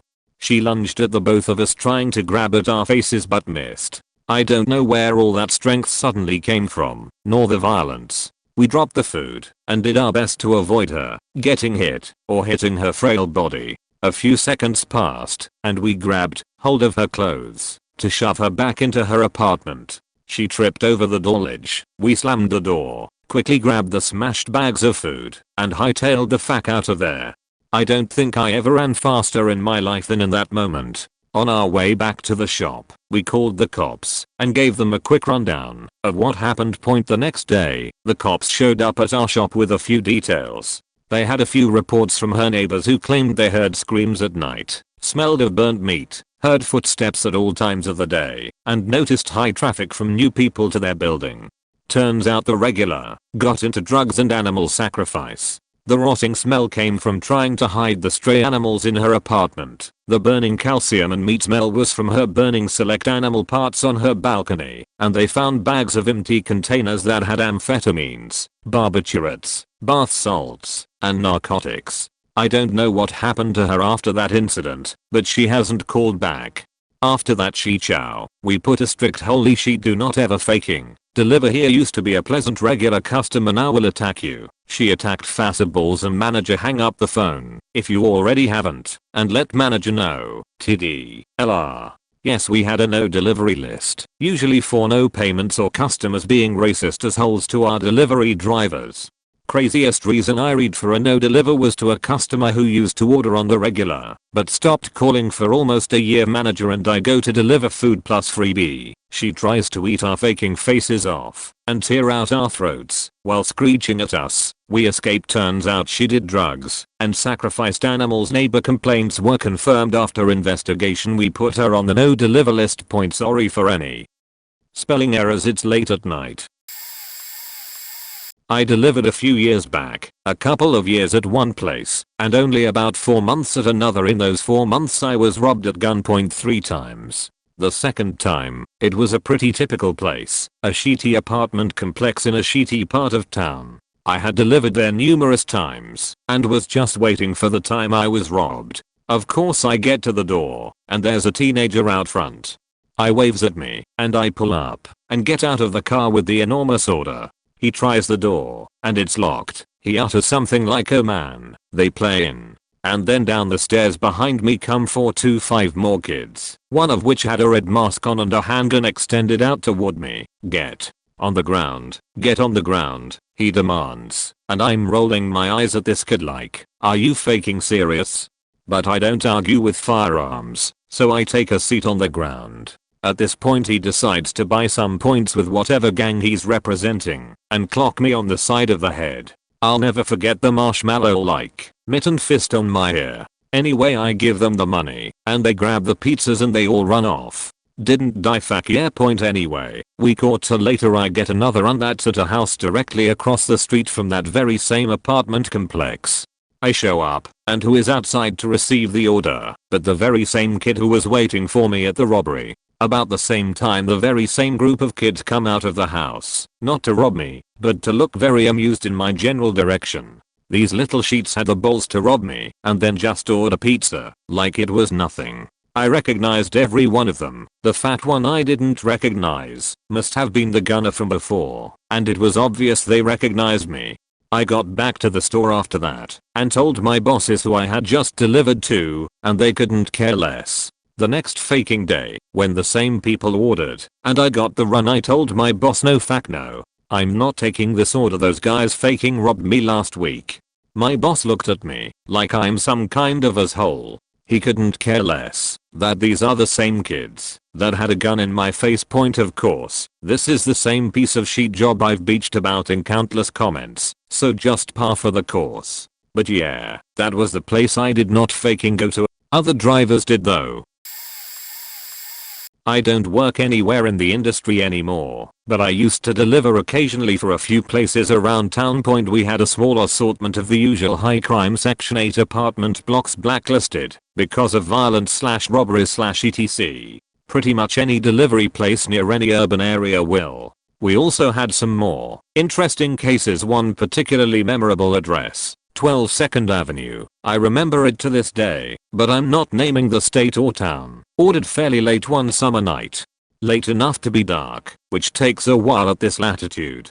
Red flag. #1 is that I'm walking up to a row house end unit in a semi-rough part of town and there are no lights on. No porch light and none visible in any of the windows on any floor. Red flag. #2 is when I knock on the door and there is an immediate and noticeable silence. I realize belatedly that someone muted their TV when they heard me knock. It's hot. The row houses don't have air conditioning unless the tenants install window units. So a bunch of upstairs windows on this place are open. Shut up, y'all. I hear someone desperately, but quite loudly, whisper from upstairs. We gon' pretend like we's not here, and when we call and complain and shit they have to give us our stuff for free. I am momentarily rendered speechless by this idiocy. I can hear you. I call up to the 3rd story window. More shushing from upstairs. If you don't answer your door, I'm taking this back to the restaurant. Your order will not be redispatched. We will not give it to you for free. I know you can hear me. You'll get banned for non-payment. No reply. So I give up. I'm walking away now. Last chance to get your order. Ultimately I went back to the restaurant. Sure enough, later that night these bosses call up and try to complain. "Excuse me, we had ordered our food over an hour ago and the man didn't come." Sure, buddy, you're banned. Next, more to come. Maybe. Not enough time right now. This will get buried. I used to work at a very popular pizza bar in my area, little ma and pop shop that had run the big boys out of the area, Pizza Hut, Domino's, because the locals were loyal and they just couldn't get the business. Well, there was this one guy, we will call him Bob. Now Bob is an overweight guy who is physically and mentally disabled. He is nice and polite and tips well. However, his hygiene is so bad that it is hard to breathe around him, as all you can smell is urine and fecal matter. It is so bad, just by being in his doorway for less than 2 minutes the stench latches onto your clothes, and it will linger until you wash them. Now boss man knew this, and after numerous complaints by us drivers, he told the guy he would no longer deliver unless he is clean. This didn't change, so boss man blacklisted him. I left that place after boss man died, after he was king hit outside a pub, and the place went downhill. A few years later I was down on my luck and out of work with my wife 8 months pregnant, and got another job at another pizza place in a different suburb that overlapped my old work's delivery zone. I found out Bob is still alive and still getting pizza delivered. His health has declined, and he has gotten worse in the stench department. New boss man doesn't give a fuck about his drivers and makes fun of whoever has to deliver to him, then forces us to go home, have a shower before coming back, which means we miss out on deliveries, therefore miss out on money. Guy was a cunt, so I quit and went back to school, and I'm now a chef. Not pizza, but Sammy's. I'm a manager at a Jimmy John's sandwich shop, and we had been having minor problems with a business across the street. The guy was a real prick on the phone, and we always had to sort out exactly what he wanted because he didn't seem to want to take the time to understand the menu. One night he calls, obviously smashed, and orders at least 20 sandwiches with 20 chips and 20 drinks to guzzle it down with. This was during our late dinner rush, and I had one delivery driver on the clock. Of course he calls after receiving the order and half the sandwiches aren't what he wanted. Of course I offer new and improved Sammys for free. Send them out. My driver comes back in tears with a box of half-eaten sandwiches and empty chip bags. She had walked into an office of drunk grown men at some sort of office party. Beer everywhere. He had demanded a refund, threatened to throw food at the driver's car, and publicly harassed her in front of his tattered employees. Needless to say, he did not get a refund, and we have since gone through our entire system to write dickheads do not deliver on every phone number with their company name saved to it. A man from the same building, but not the same business, called a few days later and explained that we are at least the third business to refuse them delivery, and that they have also needed to call the cops numerous times because of their drunken behavior. Sorry dickheads, no Sammys for you. I delivered pizzas for 6 years while I went back to school. I still look back on it as one of the best jobs I had, just for the learning experience. I delivered in the suburbs of Massachusetts, about 30 minutes outside Boston. There was one time I delivered to a house on the end of a cul-de-sac, and the guy took forever to answer the door. I figured it was because I was so fast. He finally opens the door and is tying the string of his sweatpants. He has a very noticeable erection trying to escape his pants, and what appeared to be coke all over his nose. He tipped well, so I wasn't mad. I told my boss when I got back, and we all had a good laugh. I really wondered why he was even hungry enough for a pizza. One time I got a first date from delivering. I went to the house with a metric fuck ton of food. An older woman opened the door with kids running around. She tells me her son ordered, but he just ran to the bank to get the money for the food, and he will be right back. She asks me to bring the food in for her, and I oblige. I hang out with a lady for a while, and she tells me she is watching her son's kids because he just moved back in because his wife left him and the family, that it's so hard for a single dad with 3 kids, and basically his whole story. I laugh because at the time I was a single mom. She lights up like a Christmas tree as he walks in the house. She starts talking me up to him with what information she's gathered from me in 5 minutes. I get paid and leave. When I get back, my boss asked what the hell happened, and I assume it was because I took so long. Turns out the guy called back and left his number for me.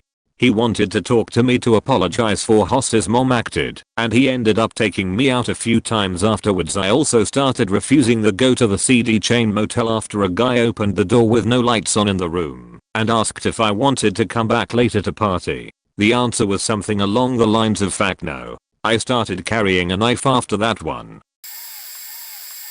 This is more of the store and manager's fault, but I still went back to the store and put these people on the do not take delivery orders from this house list. Also, I don't have enough time before work to proofread this. I apologize for any spelling or grammatical errors. I delivered pizza in a martyr. It was amazingly efficient until I had a big 30 pizza order. I just didn't have room to take more than that. One night the store got a delivery request from this semi-regular customer. They always ordered exactly the minimum amount to get it delivered. They had a really awkward S-shaped driveway. It was pure dirt and really steep point anyways. I was one of the better actually did my job drivers that we had at the store. I was quick and courteous and didn't dawdle as many of the others did. So when I showed up at the house I tried my best to get my poor little car up the hill. It wasn't having it. I spun out and almost careened into a ditch once. Eventually, after trying for about 10 minutes, I called my manager to tell him that my car was stuck in a driveway that he insisted I drive up, as I wasn't allowed to tell the customers to walk down to the car about 30 yards away from the house. Why didn't you walk the pizza up to them? I can hear you asking. Well, they had a junk lot in their front yard and about 30 dogs that were almost all feral. They would jump all over you getting from the car to the house when you actually made it up the hill, and would cover you in mud and dirt and nass jumping all over you, not to mention barking non-stop and doing that flanking maneuver dogs do where you are constantly being distracted by the ones up front, while a third goes around behind you to jump your sheet without you seeing it coming. So, needless to say, I wasn't looking forward to trekking my happy ass up that stupid mud-laden, dog-infested, no-tip-getting, and rude as people on top of it, hill. Yet, I did. I knew my manager was sending a dude with a truck to help me get unstuck, so I just decided to bite the bullet. In the meantime, I step out of the car, holding the small pizza and 2-liter in a bag. I put my full weight on the ground and realize just how muddy it really is. I think my foot sinks like 2 good inches into the ground. Perfect, I think was the sarcastic term I used at that moment. I'm climbing up this treacherous little fact stick when I see 3 little girls open a door and start staring at me as I try to get up to them. I'm slipping, falling, and dragging their food with me the whole time. Finally I get to the top, covered in mud and completely soaked from the rain. The little girl in the middle reaches out her hand with the money. It's $8 in change, by the way. Grabs the pizza, drops the money on the ground, into a mud puddle, and then shuts the door, leaving me to stand there, empty-handed and staring at a mud puddle that now holds the only way my tips won't be diminished by $8. Fuck me, was all I could think. I clamber around in the mud for about 4 minutes till I get about $6, say fuck this, and leave. Slipping and sliding back down the hill. I have so much mud on my shoes I can barely operate the clutch in my car, which I have just started to warm up while I wait for the other driver with a truck to show up. I wait about 20 more minutes, thinking that the driver was just on another delivery and I would see him there soon enough.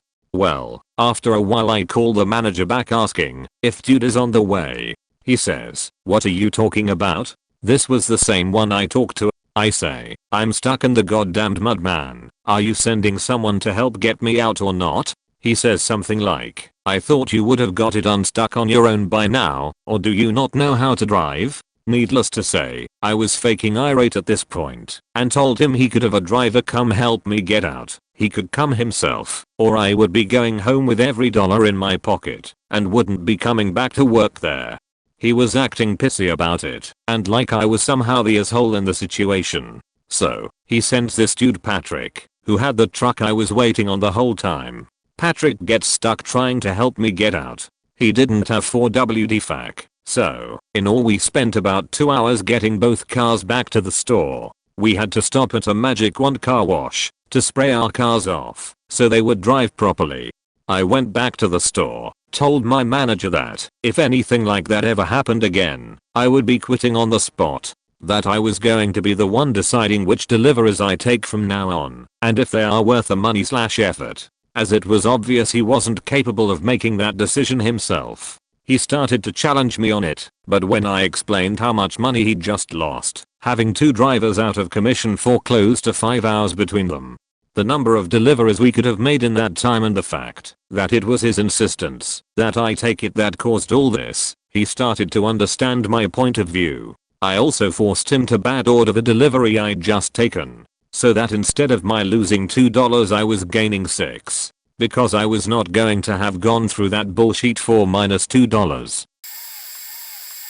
I blackballed myself after a miscommunication made a pizza man hate me. It was pouring rain, and I had ordered almost an 1:30 earlier. I was getting really annoyed, so I called the place, only to get an exasperated employee saying he didn't know where his boss was, and that he had left ages ago. Right about this time I get a pounding knock on my door and open it to see a soaking wet and very angry Middle Eastern man who spoke very little English. "Why you not answer your phone?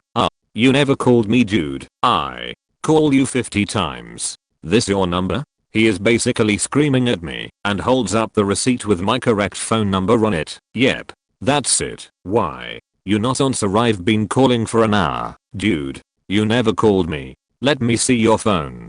Pulls out his phone sneering and shoves it in my face. Lo and behold, he really did call over 50 times, but to the wrong number. He transposed 2 of the numbers and had been calling the wrong number for an hour trying to find my apartment. When I showed him his mistake, he just went quiet and looked like he might pop a blood vessel. We quietly exchanged money and then he looks at me very insistently for a tip, and that's when it got awkward. I paid the tip over the phone on my card when I ordered. Shouldn't it be listed there on the receipt? He didn't say a word, just turned and walked away. To be fair, I really had already tipped him, and pretty well too. Like $10 on a $20 bill point. But yeah, that's why I never order from that place again. I'm certain that man will cheat on my pizza. My old store in Georgia, we had a guy try to molest 2 male drivers, myself included, and wouldn't go back. He lived in a shed behind someone's home with an extension cord running from their basement through his window. Turns out he couldn't find anywhere else to live, since he wasn't allowed within some distance of schools for molesting boys years ago. My last store in Dawsonville, there's a woman affectionately named Trailer Trash Tammy that orders things with no onions or extra sauce or something, and complains and gets more food free. Never tips, really far away. She will order a sandwich or pasta for herself, call back and get a free large pizza a second driver has to deliver. Got free so her boyfriend and her 4 kids can eat too. We would get her to sign a receipt saying the order is correct before the driver will take payment and leave the door. She would still call back and try to get more free stuff, citing, "Well, I didn't get a good look at it at the door. It was dark." We just wouldn't give her a credit, so she stopped calling. Current store incoming. Lol. Don't know where the guy lives, but he threw his pizzas at the CSR behind the counter because something was wrong. If I recall, he said there wasn't enough cheese or something. We offered to remake it, but told him all the portions are weighed, so it will probably be the same outcome, and suggested ordering extra cheese in the future. The police came to remove him and basically said they couldn't do anything except have him leave, that throwing food doesn't constitute assault, even though the pizzas are like 400 egg.f, and would have melted his skin off had the box come open. Anyway, he said he wouldn't come back anyway, since we were all factored. He came back about 3 weeks later and no one would take his order or acknowledge him, so he just yelled and cursed at us and hasn't been back in over a year now. Former delivery driver for a pizza place in Manuscript, USA. We had a list of places where our drivers have been victims of armed robbery, frequent excessive complaints, card rejections, cards are run at the end of the night in some cases, so the shop ends up short after already delivering, harassment, or even occasionally places that just never tip drivers. Drivers essentially lose money if you are on the edge of delivery and don't tip. They'd make more if they refuse to deliver to you and did dishes instead. Delivery driving is the 5th most dangerous job in America. 37.9 drivers per 100,000 die job-related death. Police fatalities total 11.1 per 100,000. For a comparison point, I once came back from someone's porch to find a man stealing my car topper, and another occasion where a man was asking me to step inside after asking if I could break $100 for him on a $13 order. I've been led to a false address before with customers wanting me to wait or change location. Red flags as well. I even had a drunk man in his 50s decide the best way to tip me was to show me his sausage. This was before I even got out of my car. Delivered to this backroads area where I was attacked by 3 dogs as soon as I left my car. 3rd day on the job. climbed back in, and this redneck prick leaves his house laughing, saying, "Yeah, they'll jetcha if they don't know ya. I can't control 'em neither cause that big one don't like me.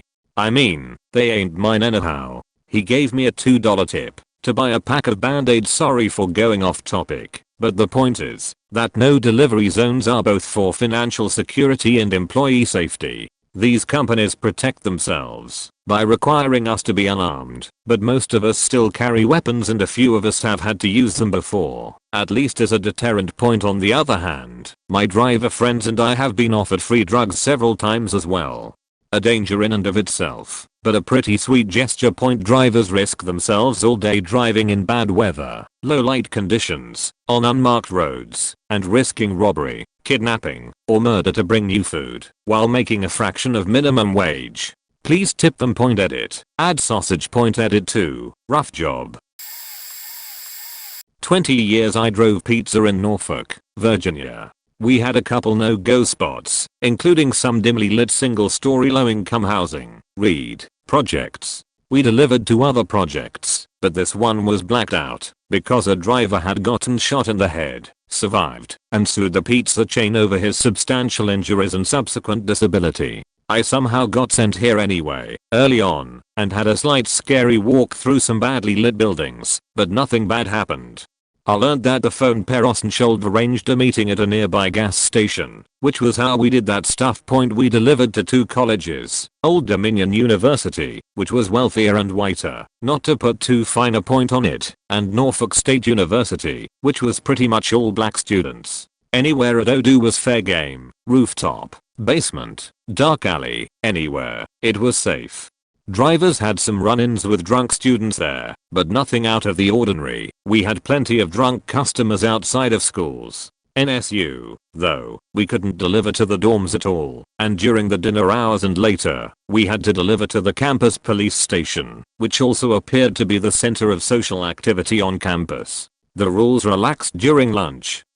Never had any trouble there beyond regular student bullshit like "Mon pizza man, give me a slice," which I'd get at ODU. We did have a handful of other addresses, like one guy who kept giving the wrong address, one that didn't exist when you arrive, and then he'd angle for the late pizza discount when they'd call back to get the right address. This was the 1990s, so we couldn't look up addresses on the internet. I was the last guy to bring this guy a pizza. I called back from a payphone, and said there was no such address. They said bring it in, and by the time I arrived, they had blackballed him. I was trained early on to surrender the pizza and the money if I'm robbed, and I had my car burgled once in a badish neighborhood, and they got about $45. Oh well. That said, half the drivers were carrying guns. I love Virginia, and while they'd be the first to tell you to give up the money, none of them would hesitate to shoot to save their own lives. Don't fuck with the pizza guy, especially if you can't see both his hands. Nothing new got blacklisted while I was there, just some areas of town where people at nearby businesses had been robbed. As for special characters, Cowboy was a little odd, only cracked his door a little, but was talkative and nice otherwise. Very loud movers inside. Tried to touch female drivers' hands though, typically sent men there. Name was Cowboy because the system required a last name and he just went by Cowboy. Technically on the list for female drivers. Miss Karen, forgot name, using Karen, was a nice older woman, quite large, who refused to bathe after a foot injury. You're supposed to shower with your foot covered up in a bag or something. She decided to just use bleach instead, long after her foot healed. After she signed receipts they'd be terribly greasy, and she had a dark silhouette of herself on her bed.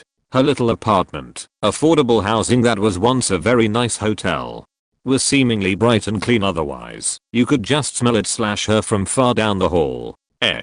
Usually ordered drinks instead of big meals, since she didn't get out much. Almost on the list, because health hazard. Mr. Brown, on the far end of town, was drunk and usually passed out, half the time. The other half of the time he was pretty damn well fabulously cross-dressing. Silver Tina Turner dress, blonde wig, well done nails, high heels. See, when Mr. Brown wasn't Ms. Brown, he was just in a t-shirt, shorts, and sometimes still had on nail polish. Looked ready to go fishing, I guess. He grabbed food quickly, so I wouldn't see his hands. When cross-dressing, she was perfectly capable. Never let myself look surprised or put off so I wouldn't make him self-conscious. Close to being on the list because frequently waiting 15 minutes after getting there for his cat to wake his drunk ass up is no bueno.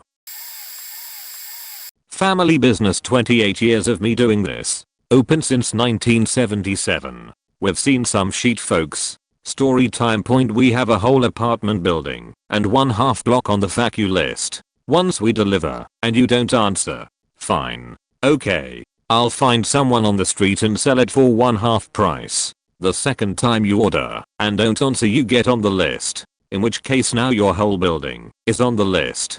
And I really don't mind telling them when they call as to why I won't deliver.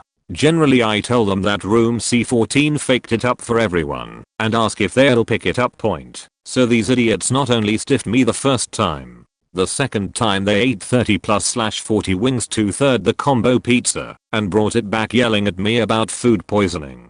Come on. It's not that quick. Science. Please. It will be my pleasure to pay you your $32 back to never eat here again. Thanks for banning yourself.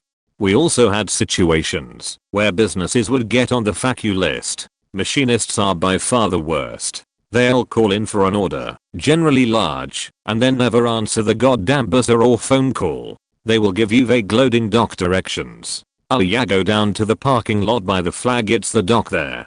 There's no flag and no dock. Don't you drive to work daily? How can you not tell my driver where to go?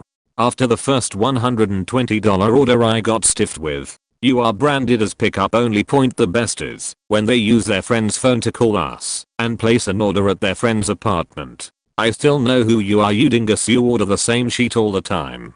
Congrats. If I get stiffed, your buddy's places goes no deliver. We also seem to have an issue with exact change no tip people and people trying to use WIC to pay. Oh no. And the exact change people, that's fine. But for some reason I keep hearing they are assholes. All my guys and gals know exactly who is on it and not. I know this will get buried, but what the heck. Back around 1985 or so I delivered pizzas for Domino's Pizza. This was back in the day of avoid the night, 30 minutes or less, or it's free. I was a young, blonde, better than average looking female back in the day when females did not deliver pizzas. If I could have gotten $1 from everyone who gasped, "You're a girl," I'd be rich right now. I worked with a great team of guys, only gave away less than 5 pizzas in my 3-year career, and made a lot of money in tips. This 5 feet 7 inches, 110 pounds, white girl delivered pizzas in Chicago, Illinois. We had a large delivery area, but there was one area where I was not allowed to deliver pizzas. It was end of 47th Street, the dividing line between the nice neighborhood and the ghetto. One day we were extremely busy, so much so that we called in an extra manager from another store so that our manager could help with delivering pizzas. I had just come in from a run when the temporary manager tells me to take the next run, a run that happens to be north of 47th Street. I proceed to tell him that I can't do that, it's against policy, blah blah blah. He then orders me to deliver the pizza or go home. I had a full-time job and this pizza delivery job was just a side gig, but I needed the money, so I took the delivery. I had just enough money on me to break a $10 and made my way to the address. I got there in less than 30 minutes, shut off the car, grabbed my keys, got out with the order, and locked the doors. It was a warm weekend afternoon and everybody was out and about. I walked past a parked Chicago squad and made my way to the front door to make my delivery. It all went well. The people who placed the order were very nice and tipped well. I simply ignored those. I could not ignore the police officer who stopped me on the way back to my car. He began to tell me that the minute I stepped out of my car his partner's jaw dropped to her chest. His partner was a black female. He asked me why I was there delivering pizzas and I explained the situation to him, letting him know that if I didn't make that delivery I would have been fired. Needless to say, I had a police escort all the way back to the store. By then the regular manager was back, as were a couple of the delivery guys. The police officer ripped the manager a new one and advised him that if he ever sees me delivering in that area again, there will be repercussions. The officers left, and the real store manager, along with the guys, gave the temporary manager a ton of shit. The temporary manager explained that I was complaining about making the delivery and he ignored my complaint because I complained about everything. Lol. The guys all told him that that was my job. From that day forward, that officer did stop by from time to time just to make sure that they were no sending me north of 47th Street. I used to deliver pizza a few years ago. We got a call to deliver a pizza to a very wealthy neighborhood in our college town. So, I grab an order and get to the house pretty quickly. It was Friday or Saturday night, so we were pretty busy. When I got to the house, lights were dimmed, so I barely see the house near. I ring the doorbell and two teenagers, around 13 to 15 YO, open the door. Obviously they were having a party while the folks were gone. So they pay me, but didn't leave a tip. So it was a bit disappointing to me, but nothing unusual. When I got back to store, I grabbed the money out of the pocket and right away felt suspicious. One of the bills, $5, was a fake one they paid with. I have their phone near from a receipt, so manager tells me to call them. I call them back, explain the situation. They got scared and promised to come to store to pay for pizza. Of course they didn't show up, since it was super late. Manager told me it was up to me what I wanted to do with this situation, call the cops or go back, but said he will not charge me those $5. Even though I was furious and pissed off, rich kids pay with a fake bill that they just printed. I never called the cops on them because I believe the consequences would be normal. They were too young to be charged with a federal crime. I know they were sorry. When I called them back, I could hear they got really scared by the tone of their voice. That was enough for me not to call any police. Though my manager told me he blacklisted that phone near they called from. Now only parents can call. Nobody else know what happened except me, and I don't work there anymore. Manager and those two little punks. Hope they learned point, man. I was mad that night though. Because I'm a male with long hair, I apparently automatically love weed. I delivered to a guy who seemed normal until I get back to the store and find out he called. He told my boss that his food smelled like weed and that he wasn't going to serve weed lassane to his kids. He came up to the store and started making a huge fuss and demanding I be fired and arrested. Meanwhile the other drivers and I are standing there giggling and whispering to ourselves about how stupid he looks. This is when the bomb blew up. He storms towards me and attempts to grab me, screaming literal nonsense. Verbatim, it sounds like Jeff Ugflea. That's when good old Lavente, one of the drivers, whips out his flashlight/taser and gives this man a good shock to the forehead. He drops to the floor and the cops are called. They look at our footage. Luckily we have cameras surrounding the front desk because my boss thought a counter worker was stealing money and deemed that Lavente had acted in self-defense. The man was escorted out, still screaming, and isn't heard from for a while. Weeks later, I'm out and about and notice a truck had been following me through neighborhoods, so I test him. I went around about 3 times, all the while the truck still following. My next reaction is to drive over to the police station. This got him off my tail. I look in his direction as I get out and sure enough, it's his bald ass. I tried to get his license plate, but it was too dark to see it. It's been 2 years and we haven't heard from him since, but every time a red Tacoma is behind me, I get a little freaked out. I worked for an independent pizza delivery place as a teenager. After about a year I was able to mentally organize the deliveries based on location, so it was as efficient as possible. I also had a mental blacklist. The normal run was 5 to 10 pizzas. The non-tippers I would put at the bottom of the stack no matter what, so the pizza would arrive cold and soggy. We never did anything shady like spit or put a pube on the pizzas, but I would make sure the toppings and cheese slid off, etc. Since it was an independent restaurant, management sided with me. Prior to that, at the age of 16 I worked at Little Caesars, not as a delivery guy. I saw some sick shit there. Spitting and jacking off on pizzas, pubes on pizzas, balls on pizzas, snot rockets on pizzas, and all other kinds of weird shit. I guess the lesson learned is twofold. You should order from your local pizza places, as usually the management is the owner's son etc. and they give a shit. And you should never order from a chain. Nobody cares. Trust me, point pizza delivery for a mom and pop shop was the best job I ever had in terms of enjoyment and money. I was 17 and would take home 300 cash on average every night. Point smoke weed, drink beers, hell I even did it on mushrooms. It paid all my living expenses my first year of college. Point and 37 now unsuccessful, but when I'm back in town I still stop in, and the same keen office are working there. Point that's the great thing about family businesses and you should support and tip them.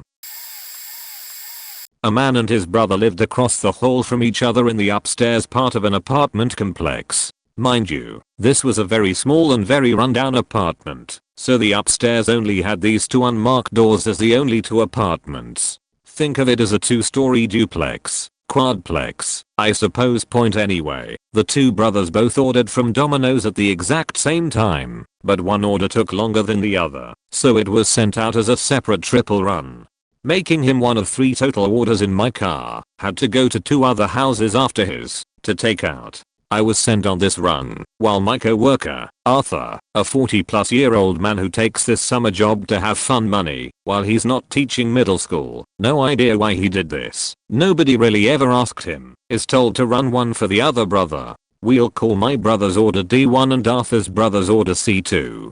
I arrive at D1's apartment, hand him his boxes, and quickly leave to go deliver my other 2 orders. While I'm doing this, Arthur must have delivered C2's order, because as I was on my way back to Domino's, I got a call from my manager. She told me that D1 got the wrong order, and I had to go back and get it before I got to the store. The fun starts here. Point I get back to D1's place to see Arthur here. I thought you already got here a while ago, why are you back? I asked. Arthur says, well, a brap manager called and said to go back. I had the wrong order.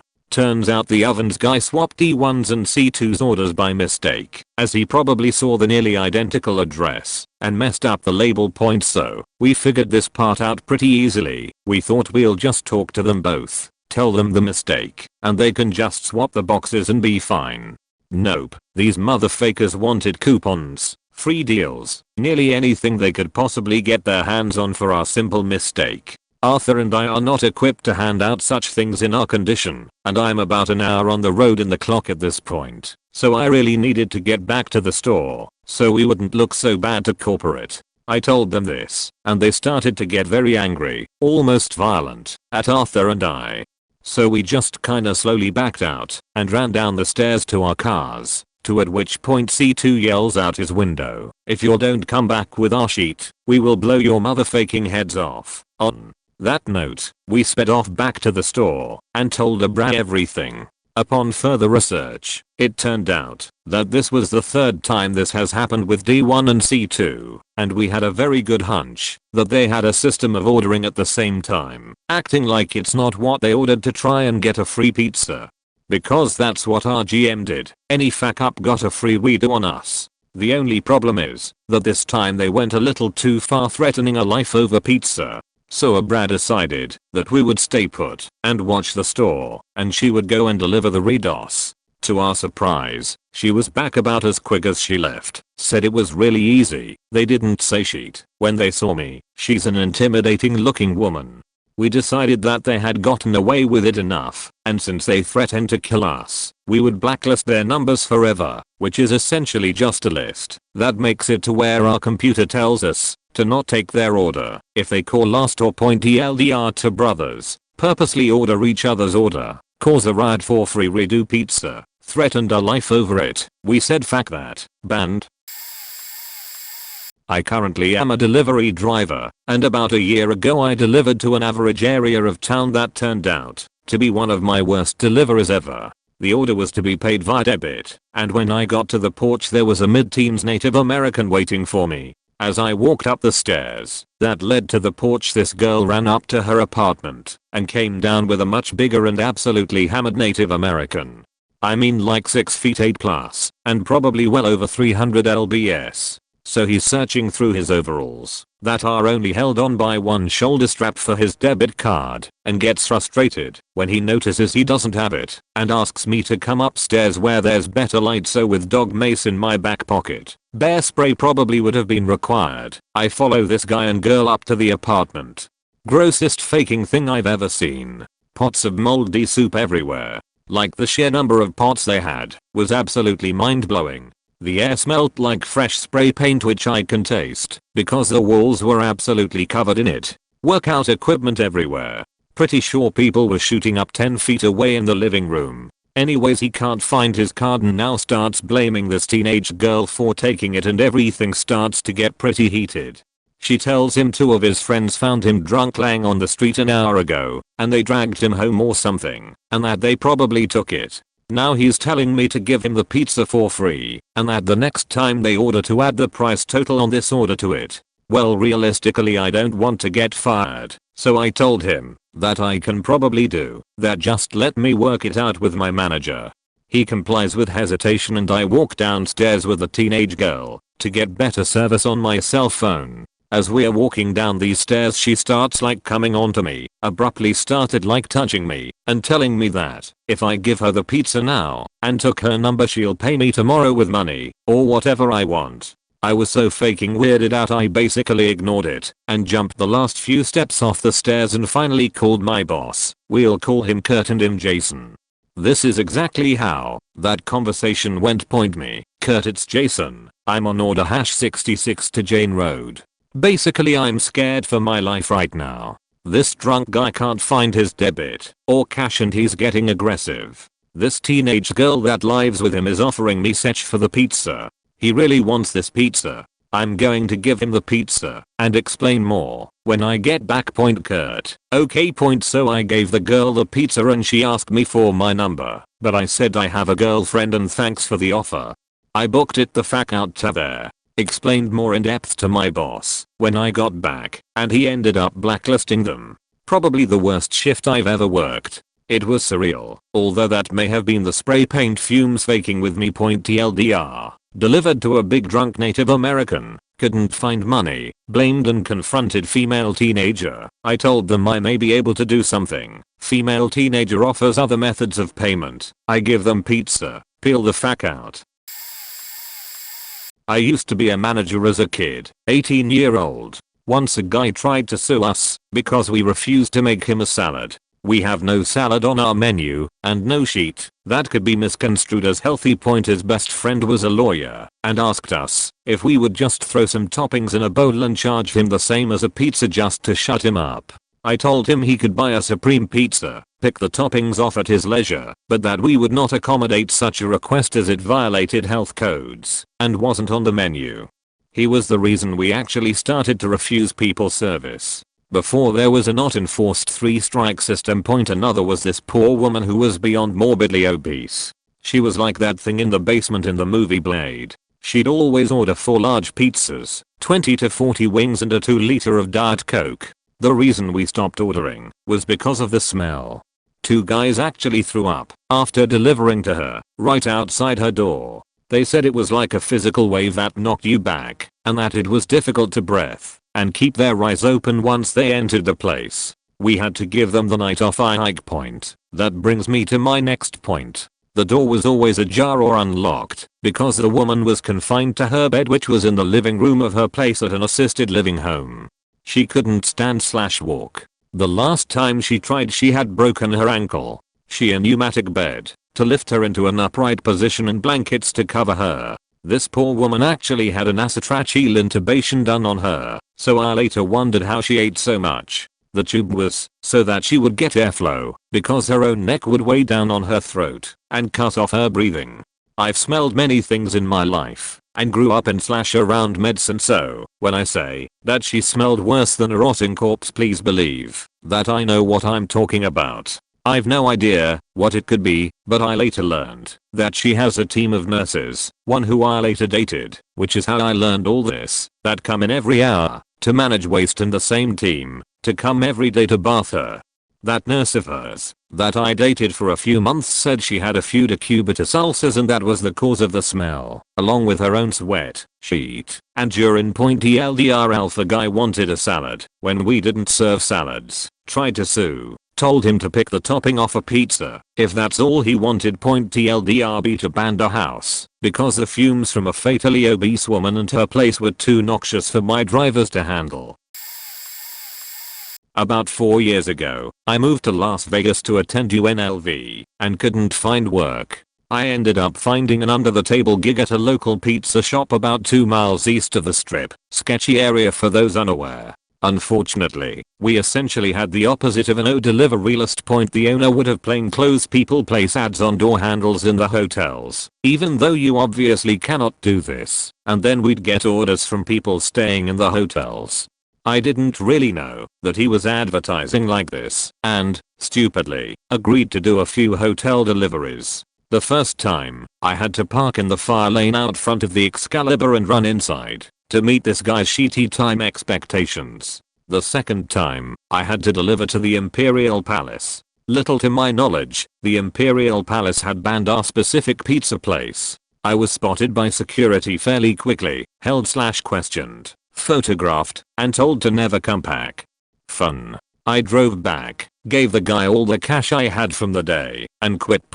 And as for sketchy deliveries, there were many weird ones, but I remember one distinctly. It was a one-building type of apartment, and was about as dumpy as they come. I went up the stairs. Most doors were open with fans, because they appeared to lack air in the faking desert, and found the unit. Door open, fan on full blast, no furniture inside, but a plain mattress on the floor in the back. 2 half-naked chicks on the mattress and a large black dude, white wife beater, gold chain, and all comes to the door. He is actually really nice, pulls out what can only be described as a wad of literally dozens of hundreds, and gives me $100 for like $30 in food. I've been delivering pizzas for a little over a year, on and off. This is my favorite story point. So I get to the house and I see a note on the door: delivery girl, I'm doing some cleaning and might not hear the bell.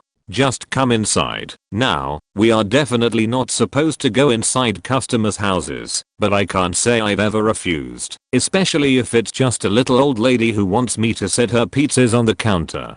At this point my red flags should have been going off, but I'm a very trusting, gullible person, so I just walked on. I walk into a dark house with the distant sound of a vacuum. Okay, at least the cleaning part is true. I say loudly, hello, this is Mola with your pizza. And the vacuuming ceases. Still no red flags at this point. Out walks a large black man in his boxers. I'm still not weirded out. People answer the door in their underwear quite a bit. Pretty uneventful. He pays for the pizza and I go back to the shop. Upon my return, I find out this dude was supposed to be blacklisted. Apparently, the last time someone delivered there, a sweet little 30-something mom, dude man answered the door, dick swinging. And that's how I almost saw business on the job. Almost. I kind of wish I had edit. How he knew I was a girl, I do not know. My real life name is a mostly male name. Oh, so many stories. Abandoned apartment complex that made the local news for being a place that people would deal drugs and set up delivery guys to get robbed. New manager who had a felony coke trafficking charge said he knew a guy over there, so it would be okay to deliver. Took a delivery there and didn't even pull into the lot. As I pulled up, about 5 guys came out through a smashed sliding porch door. Just took off, never to go back. Accidentally passed the house I was supposed to deliver to, so I parked in front of the neighbor's house. Deliver pizza, no problem. Get back in my car, and as my headlights turn on I see the neighbor come out with a shotgun in one hand and a Rottweiler on a leash in the other. Don't know if he was just checking me out or looking to rob me. Delivery guy at a different store was assaulted by a guy with a machete through the screen door. It was a house I had delivered to before. There was a guy who was known as the lunchbox thief. He would go into pizza shops when drivers would leave late at night, as there would usually be only 1 or 2 people in the shop. He would place a lunchbox on the counter, tap it with a pistol, and take the money from the register, staying silent the whole time. Had a police officer come into our shop showing us video from his other exploits. We never got hit, but a Papa John's a few blocks away did. Went to a new neighborhood that was previously not in our delivery area as it was way too sketchy. Manager was looking to boost sales. Really tight street with cars parked on both sides, so I was driving real slow, looming for the house. Dudes are standing along the road clearly dealing drugs. Guy walks up.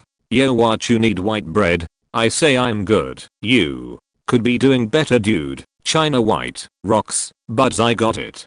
Well, I'm looking for delivery address. Dude, that's my mom's place just right up the way. All in all, he was the friendliest dealer I ever met and was super helpful. My store wouldn't ban anyone cause the owner was super greedy, but there were a few awful people. There were several people who would call the same time every week and would always call and say their pizza was wrong after it had been delivered and never tip. There was one guy who in particular I hated. He lived outside our delivery radius, but I got his first ever order and didn't realize, and after that we had to keep delivering on principle or something, and I got stuck delivering it. But he ordered the same thing every Saturday afternoon like clockwork, and it was like a 20-minute drive one way, but it would always take more than 30 minutes cause of Saturday afternoon traffic. Anyway, this guy lived in a basement apartment that always reeked of shit, and he would demand exact change, and I mean down to the penny, and never tip a cent, while I'd burn $10 in gas, and when I got back to the restaurant his remade order would be ready to go as he'd have called and complained while I was on my way back, so out I'd go again. I started losing out on some tips cause not many people ordered from that direction, so while I was bringing either of his orders the other drivers got all the other deliveries. Well, after about a month and a half or so I got tired of it, and when he called I gave him shit and told him he shouldn't fuck with the people who make his food and hung up. So he calls back a minute later all passed off and wants to talk to the manager. So I say I'm the manager and he bridges me out. So I informed him that was banned and never to call again, and son of a bitch it worked.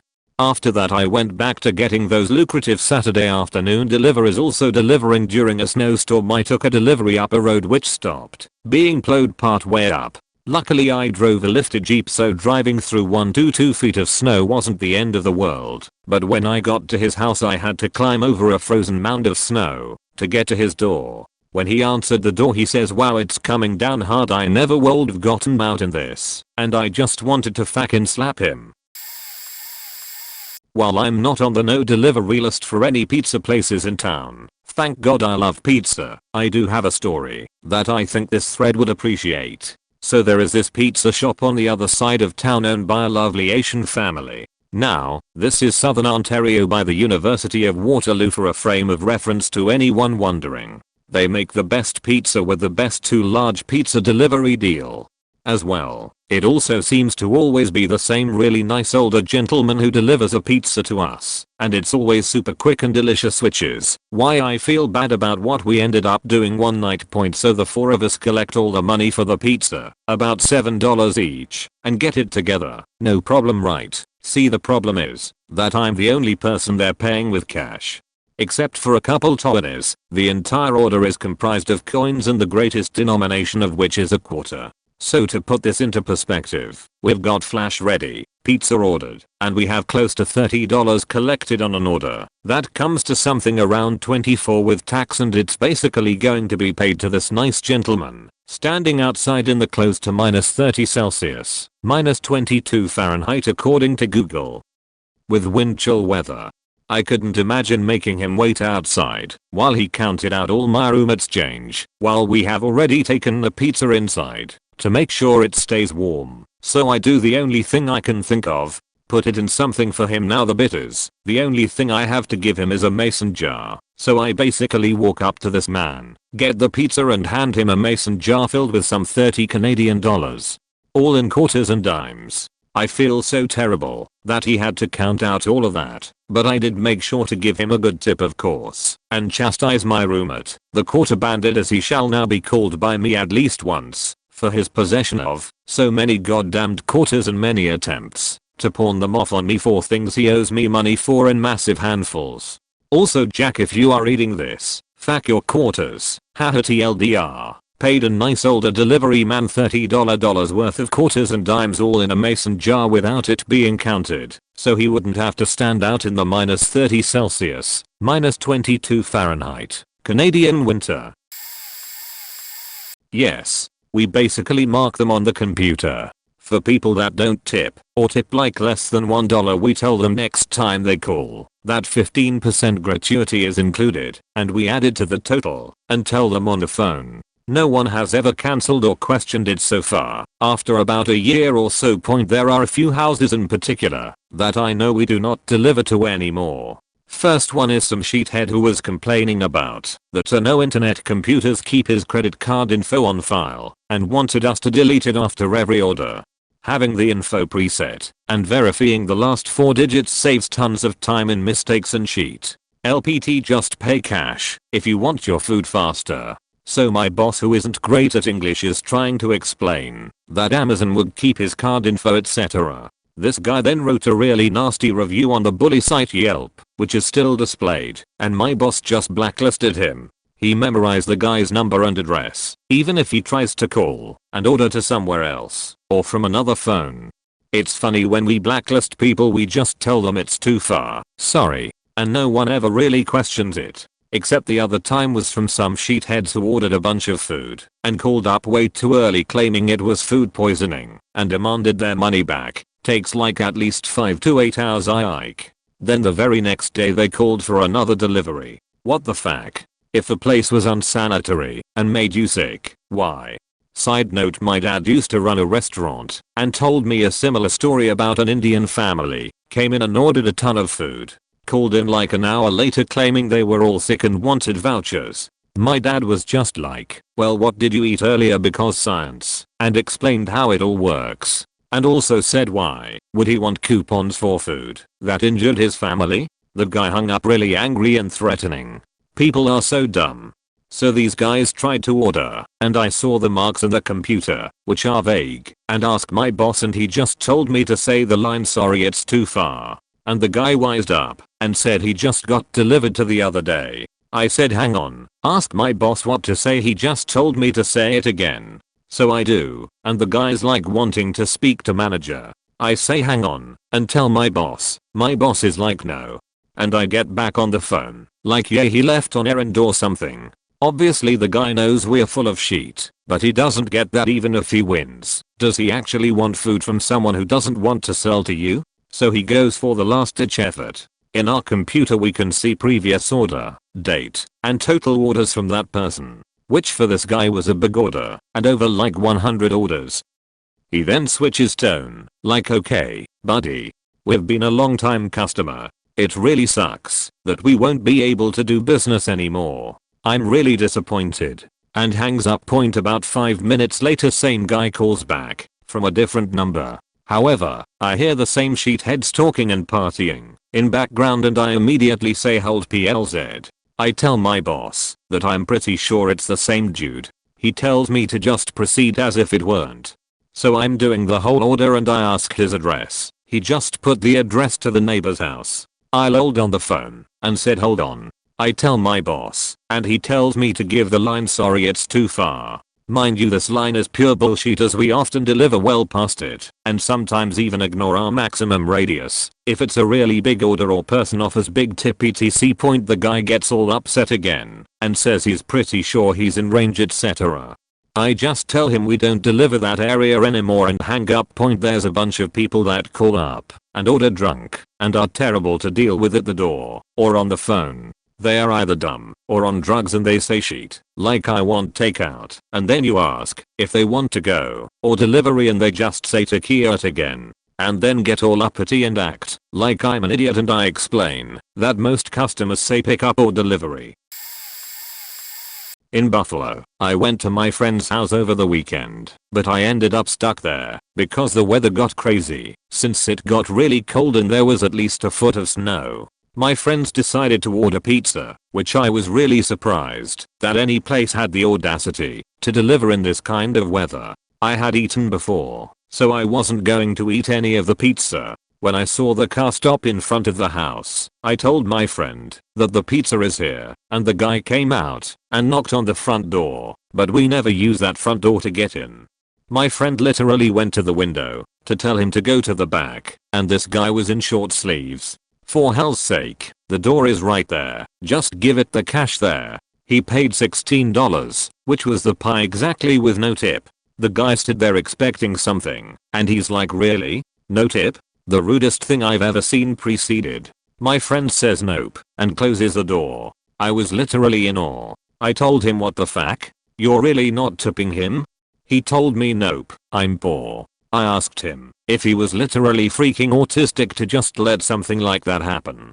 At that point, I felt so guilt-tripped that I ran outside and to give him a $10 bill as he was about to go inside his car. He seemed really ticked off, but he told me I was about to put you guys on the asshole list. I told him you should, because I didn't even live with them, that what he was doing was the work of a saint. He said thanks with a smile and left. TBH, I'm not sure if they even got put on the no delivery list. I used to deliver chicken in a pretty wealthy area with lots of gated communities. One night I go out to deliver and spend 15 minutes at the gate waiting for the guy to let me in before leaving to take the rest of the deliveries, then heading back to the shop. Point I get back and my coworker is on the phone with the guy saying was outside having a cigarette and that I should come deliver the chicken now. So I go back, get to the gate, and again, no response. I call from the gate and from my cell phone about 10 times and no one picks up. So I head back to the shop. I had delivered my other orders before attempting to redeliver to this guy again. I get back to the shop and once again my coworker is on the phone with the guy again, saying he was in the pool and didn't hear. I take the phone from my coworker and he pleads with me to deliver, but when I'm listening to him, I can tell that this guy's a bit off. I wasn't sure what he was on, but he was on something. So I head back over one more time, and guess what? No answer at the gate, again. So I call another home in the community from the gate, apologize and explain the situation, and they let me in. I get to this guy's house and he's sitting in his driveway, in boxer shorts and nothing else, smoking a faking pookie. I walk up and try to hand him the food, and he calls for his daughter, who comes walking out, pays cash, and apologizes, and takes him inside. After that night I created a do not deliver list and put him at the top. We ended up adding a couple more names to the list while I worked there, mostly just run-of-the-mill asshole customers, and one who always called using one of those text-to-speech machines and would always pretend to be ordering a banquet then cancel at the end. I'm a little late to this question, but I had to chime in. I had a regular customer for about 3 years. Obviously gay, it will be important later, but whatever. I started to get the feeling that he was attracted to me about a month in. Still no big deal, kind of flattering really. We had brief discussions here and there. He stayed in a hotel on the weekends to be closer to his mom, who was in poor health. Like I said, I had been delivering to him regularly for about 3 years and had no reason to enter his room while he got the money and chat a bit if we were slow. One night I took a seat on the bed and talked to him for a few minutes and he put this hand on my leg. This is where I explained to him that I was straight, which I figured he already knew since I talked about my ex-wife and a few girls I had been with from work. A few weeks later he ordered and I continued to interact with him as I had done numerous times before, and this time he tried to grab my crotch. That's where the story ends. At least that's what my co-workers think. I delivered to him one more time. On my birthday. This is where it changes from creepy to flat out illegal. This time he ordered right at close. If we get a delivery at close, quite often the driver will cash out, pay for the order themselves, and whatever the customer gives us at payment we keep and go home. That's what I did this night. During our chat that night I mentioned that is what I did, and was on my way home. Hearing this for some reason brought out the rapist in him. Now he did not rap me, but he did force a blowjob on me. This was a very awkward situation for me, and I didn't know what to do. In retrospect I see a few options, but my brain didn't work while this was happening. He tried to order again a few weeks later. I refused and called my DM and explained what happened. He is no longer allowed to order. Damn. I know I'm late to the party, but I live in a college town, and at my pizza restaurant we recently blacklisted an Ivy League college. They placed an order for 2 separate sports teams. One for delivery on one day, the other for pickup on the next day. The first order was around $400. Big, but not something we didn't regularly do at least 2 or 3 times a week, so we could handle it. The order was, I shit you not, 1.5 minutes late. The lady was on the phone with me at 6:31 going Super Saiyan about her order and how she's not going to be ordering from us ever again, etc. I tried my best to assure her the order should be there extremely soon, and as I'm on the phone with her the driver gets there and she just says, well he's here, and hangs up. She gave a $5 tip to our driver for a $400 order. The very next day, they had placed an order for pickup for way more than that, almost 50 pizzas. Easily a $900 order, and that was with a courtesy discount. No faking call, no faking show, and they were going to pay for it on arrival. I have never seen the owner that upset. He just walked into his office and left when he figured out they weren't coming, and didn't say anything.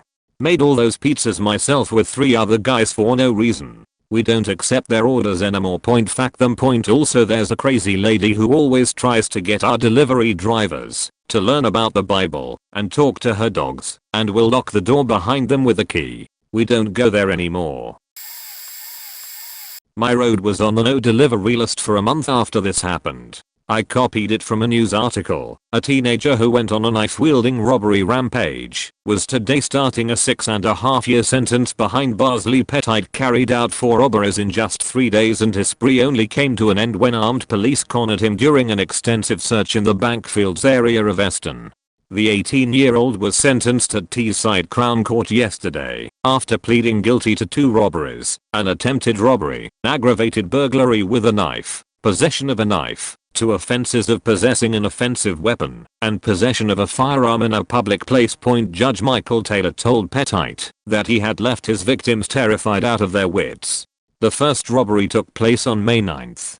Petite had set a trap to rob a pizza delivery driver in Bankfields by phoning in an order and lurking in the street with a kitchen knife. Petite demanded, "Give me your money," but the terrified driver ran off. Petite got only the 2 pizzas he had ordered. The next day he went into the Tesco Express store in Normanby at 10:20 p.m. with a 10-inch kitchen knife.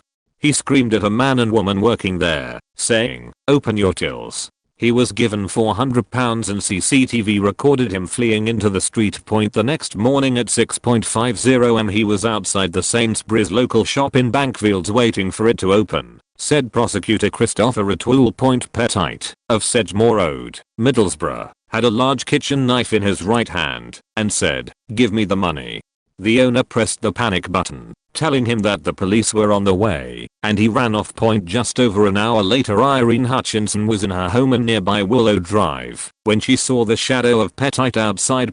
He was holding a large kitchen knife and he said, "Don't call the police, they're after me." He left when he failed to get inside. Mr. O'Toole said police found knife marks on the door where Petite had tried to jemmy it open. He had also stolen and part-eaten some ice cream from the garage. Police arrested him later that day after he was tracked down by the force's helicopter. The court heard that he walked towards an officer brandishing a kitchen knife after ignoring an order to stop. But when the police unit emerged armed with their weapons, he put the knife down on the ground. Petite then led officers to a wood near Normanby Hall where he had hidden an air rifle. Graham Brown, defending, said his actions had been driven by homelessness, drugs, and drink. He said that Petite accepted that he had caused psychological harm to his victims, but he had not physically injured anybody. DC Lindsay Forbes, of Red Car and Cleveland CID, said after the case, "The sentence today shows the severity of the crimes carried out by Petite. He is a prolific offender and a dangerous man. I hope that the sentence gives him time to reflect upon his actions, and I also hope that the victims can now move forward from their traumatic experiences, safe in the knowledge that Petite is behind bars." We always tried to avoid actually banning people. We'd just have notes about what shitty thing they did. One guy would always order 1 pepperoni and 1 half pep/half anchovy. Then he'd try to say he ordered 1 pep, 1 anchovy and demand the pizza's free. We had a note that a driver had to take his order and deliver it themselves. I got the guy and he pulled the game on me, so I stared him dead in the eye and said, "I'm the same girl who took your order," and he just backed right off. It's like no one had ever thought to just stand up to him or something, because the other drivers acted amazed. We had one dick who should have been on the no deliver list. His house was only technically within our limits, but he was like 20 minutes away in the middle of nowhere, and he would tip like $1. Fuck that guy. Everyone hated him. My friend's parents had a lot of notes on their account too. His mom was batshit crazy, took a lot of lithium. It was noted that she'd forget she already redeemed her free pizza she earned one time, and try to get free shit all the time. I do believe that she literally forgot she already redeemed it months and months after the fact. But she was the kind of person who'd make a scene and was never wrong. I dated her son, and at one point he got it in his head he wanted to marry me, and I'm real glad she's not my mother-in-law. I used to deliver pizzas when I was younger, and we only had one house that we wouldn't deliver to in our entire area. On one fateful night I ended up delivering to this house. I delivered to this house plenty of times. The guy was a little weird, but normally he'd just compliment me on my car or comment on whatever color I had my hair dyed that week. But tonight something seemed off. I thought he was completely nude, but it was hard to tell by the dim light on his doorstep. I didn't want to look down to confirm my suspicion, so I just played it cool and went about the transaction as I normally would. He said he needed to go back inside to get the money and walked away. That's when I noticed his bare ass cheeks. He came back to the door, his junk dangling in the breeze. He paid for his pizza. I handed him the box and his change, then turned to walk away. As I turned he asked, "Don't you want a tip?" As I turned back around he asked, "Do you think you'd want to come back later?" I said nope, quickly snatched the dollar, and walked briskly to my car. I got back to the store and told our general manager what had happened. He said that a couple of the other guys had complained, but it wasn't anything quite as bad. After that we stopped delivery to the house. I know this is super late and will be buried. Also, I wasn't a delivery guy, but it involves blacklisting an area. I worked for an installment loan company for about a month. This was a small company with about 10 stores across the state, and I was the only person at my store. When I was hired, my area manager, who wasn't from the town, explained that if a customer was to stop on their loan, I was to go to their house to attempt to collect either the money or the collateral. When I asked if I was allowed to carry my gun, because the employee handbook didn't mention it, she was very confused. One day she was in my store and wanted to do house calls on some of our bad debt. A lot of them were in a place the locals call Walker Town, an area at the edge of town that is our ghetto where a lot of people get stabbed all the time. I tried to explain to her what this area is and that it was the primary reason I asked to carry my gun, but she just didn't quite seem to understand.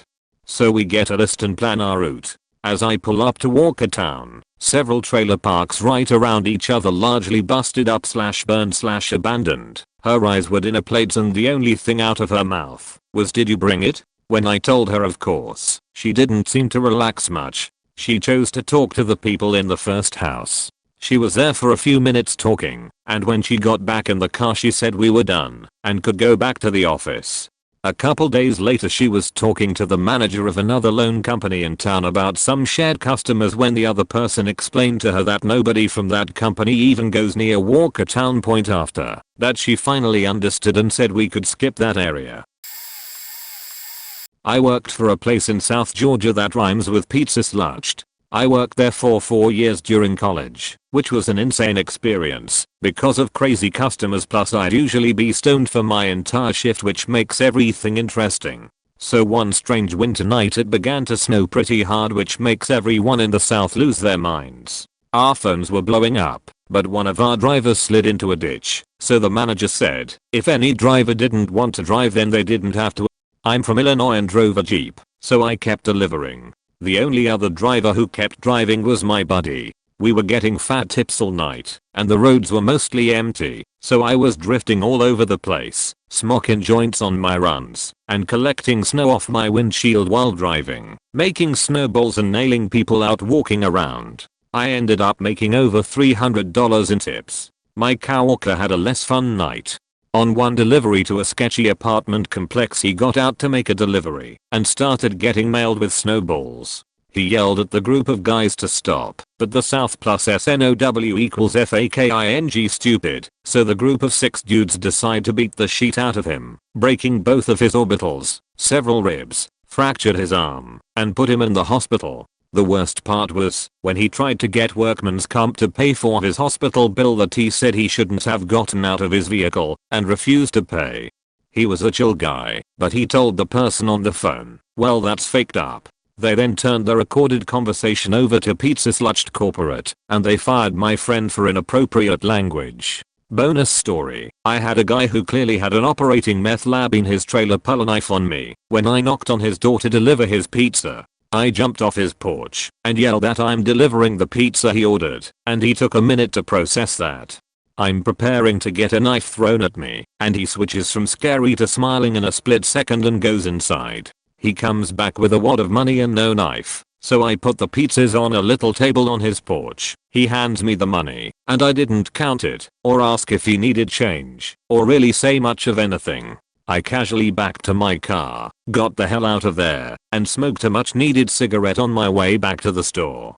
I ended up with a $15 tip. You can turn your back on a person, but never turn your back on a drug, especially when it's waving a razor-sharp hunting knife in your eye. Hunter S. Thompson. I told managers in corporate about so many sketchy incidents. Nude men, what the fuck guys, people that would try to not pay every time they got a delivery, drug addicts, and even our own drivers getting robbed or beaten wouldn't cause our store to blacklist anywhere except one road.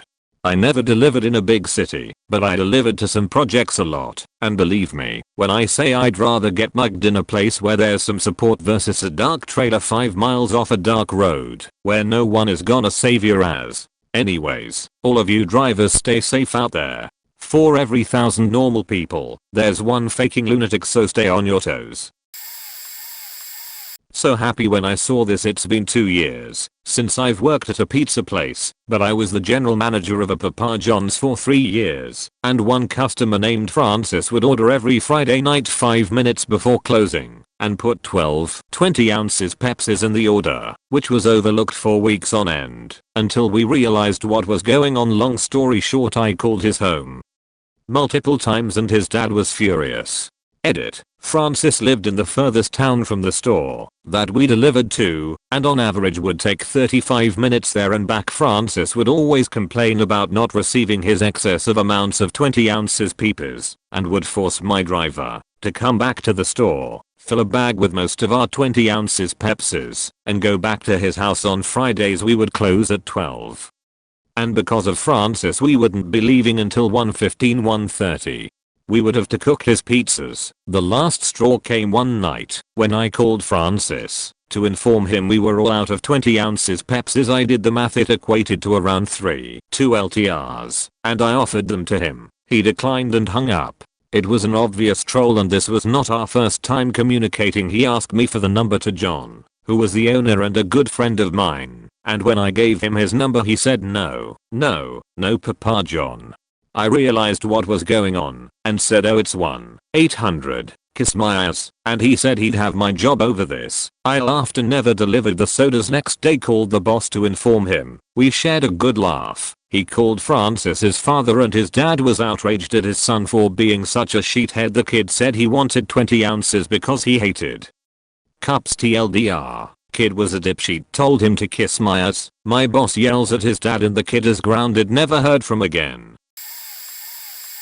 I'm going to put a spin on this and tell you about an experience I had as a customer. Use this place quite frequently as I'm a absolute sheet cook, but anyway, I was down to my last £10 straight out of the ATM, and I ordered. For some reason myself and my partner were downstairs babysitting or something I believe, and the delivery guy came and gave us the food, took the money, and all was well for about half an hour before the delivery guy came back knocking on the door. Me and my partner were just like, what the fuck, why is he back? We are nosy and look out the window first. Who doesn't? He comes all up in my face ranting about how I gave him a fake £10 note and how he either wanted a different note or the food back. 2 problems there, mate. 1. We ate the food. He waited half an hour. I'm not waiting half an hour extra when I'm goddamn hungry too. As I said before, that was my last £10. Obviously this led to a massive outbreak of arguing, but nothing I said seemed to make a difference. I'm pretty damn sure that £10 was not fake, as it was from an ATM. No, I'm not saying it is impossible, but there was literally nothing I could do. At one point I thought about offering to pay for the meals next time I ordered, but after how rude he was consistently being, I thought fuck you and didn't bother. Eventually the argument became racist. Him first, but I'm not a saint, nor proud tbh. I'm honestly not a racist, but this dude was the definition of an asshole. Eventually he called it a day and blacklisted us from the restaurant and apparently every taxi rank in my city. Neither of which happened. We avoided ordering from that place and have only recently, 2 years on, ordered food from there again. I have major respect for delivery drivers usually. My dad is one for a Chinese restaurant, and I would help him out occasionally, so I know what annoying customers are, but just the fact that this dude had the worst customer service ever really got to me. I think I even tipped him the first time also. Damn it. Point on a side note. The guys/girls from Pizza Hut always make my day. Proper customer service right there. I used to be a driver, so our local shop closes at 10 every day. We used to stop taking delivery calls at 9:30. There was this one chick who used to always call 5 minutes or less before 9:30. Now, this happens and you get used to it, but that wasn't the worst part. The worst part was, when you got to her apartment, we couldn't go in the apartment, since it's locked for the public, no gate code or anything to call, and she never answered her calls, even if they called from the store. So you can imagine waiting outside past your regular hours, because some cunt felt like it. One day she calls in for delivery minutes before 9:30, and I answer the phone. I'm having a pretty bad day, so as I'm repeating her order towards the end of the call, I also say, oh, and by the way, our manager is pretty tired of you not answering your phone to take the driver's order, since that wastes the driver's time and managers have to pay them for overtime. Then after I say that, I can only assume it's silence from someone telling that cunt she's not entitled to everything for the first time, and I say, ma'am, do you understand? Do you still want to order? She then hangs up, and I tell my manager about that crazy chick wanting to order, is mad at us. Manager says forget it, and she calls back demanding to speak with manager. Manager only heard my side about her being crazy and doesn't take any of her shit and just hangs up on her and blacklists her TLDR. I lied to my manager about a chick who never answered the door/calls and how she's crazy. She calls back angry demanding to speak with manager and he doesn't take any of her shit. Where should I begin? Let's just say the first one that has earned a sign on every wall: do not deliver to 666 Devil's Lane. First, they gave us around 5 bad checks in a row. Called multiple times for deliveries in the same day. Even when they paid cash they were short. They were always wasted to the point they couldn't remember their phone number, which is how we look up addresses in our system. Another one was a lady that lived in a hotel who ordered every night a hamburger on a soft roll, served plain with raw onions and lettuce on the side in a different container, so it's not soggy with holes poked in the lid, so her fries will stay crispy with no salt on anything, and she couldn't read her card number right half of the time, and her 40-year-old son would answer the door in nothing but his underwear. Another lived in a hotel for 3 years and would spend half an hour chatting with the delivery drivers, which made them late to other deliveries. She would spend 15 minutes on the phone trying to figure out what she wanted, claimed that she had a secret boyfriend in the CIA and people were out there trying to kill her, and she called and complained every time. And the one time she called during the day, our GM picked it up, and he got so fed up with her he blocked her. Then lastly, let's just call them the Germans. They order such specific things that they ask for the same person to order every time and order the same thing when they come to eat in and spend 20 minutes picking a table. That is not a seat yourself restaurant, and that is a very specific entree, down to how she wants it cooked, with a salad with every topping on the side with 3 sides on Caesar Parmesan. And some other specific stuff, but it is so specific I'm just not going to say it for anonymity. I think I've been working with delivery calls for too long. One really memorable one for me was I delivered to a regular, lived in a low-income housing project, ordered all of the time as the shitty pizza place was a block away. Guy was always nice and friendly, family man, would tip a couple bucks as he knew the area was shady and most places wouldn't deliver there. One night he was having a poker game or small party because his friend recently got out of jail. That friend answered the door. Was a pretty noob driver at this point, and the guy wanted specific change, so I took out my wad of cash in front of me and was sorting through the 20s to find a 5 for him. Big mistake. Guy tried to snatch the wad out of my hand, but I instinctively gripped onto them all, and he didn't get any. This immediately pissed me off, so I went, hey, not cool man. You don't do that. His friend the owner of the house was like "Ah fuck," and came over right away to try to smooth things over like, "Hey man, really sorry, my friend is really drunk and just got out of jail. He doesn't know what he's doing." So I was okay with accepting this apology. Then the guy who tried to snatch said, "Hahaha, don't worry little man. If I wanted your money you'd be dead right now. Don't got my shiv with me though. Next time, haha." At this point the regular's face fell and he couldn't believe this sheet. Told the owner of the shop, "AMD, since I worked for a small courier company that handled delivery for 20 plus spots in the city." Told her as well. Blacklisted to all of those shops. Almost felt bad, but fuck that guy's friend, and I learned never to do that stupid thing on another delivery.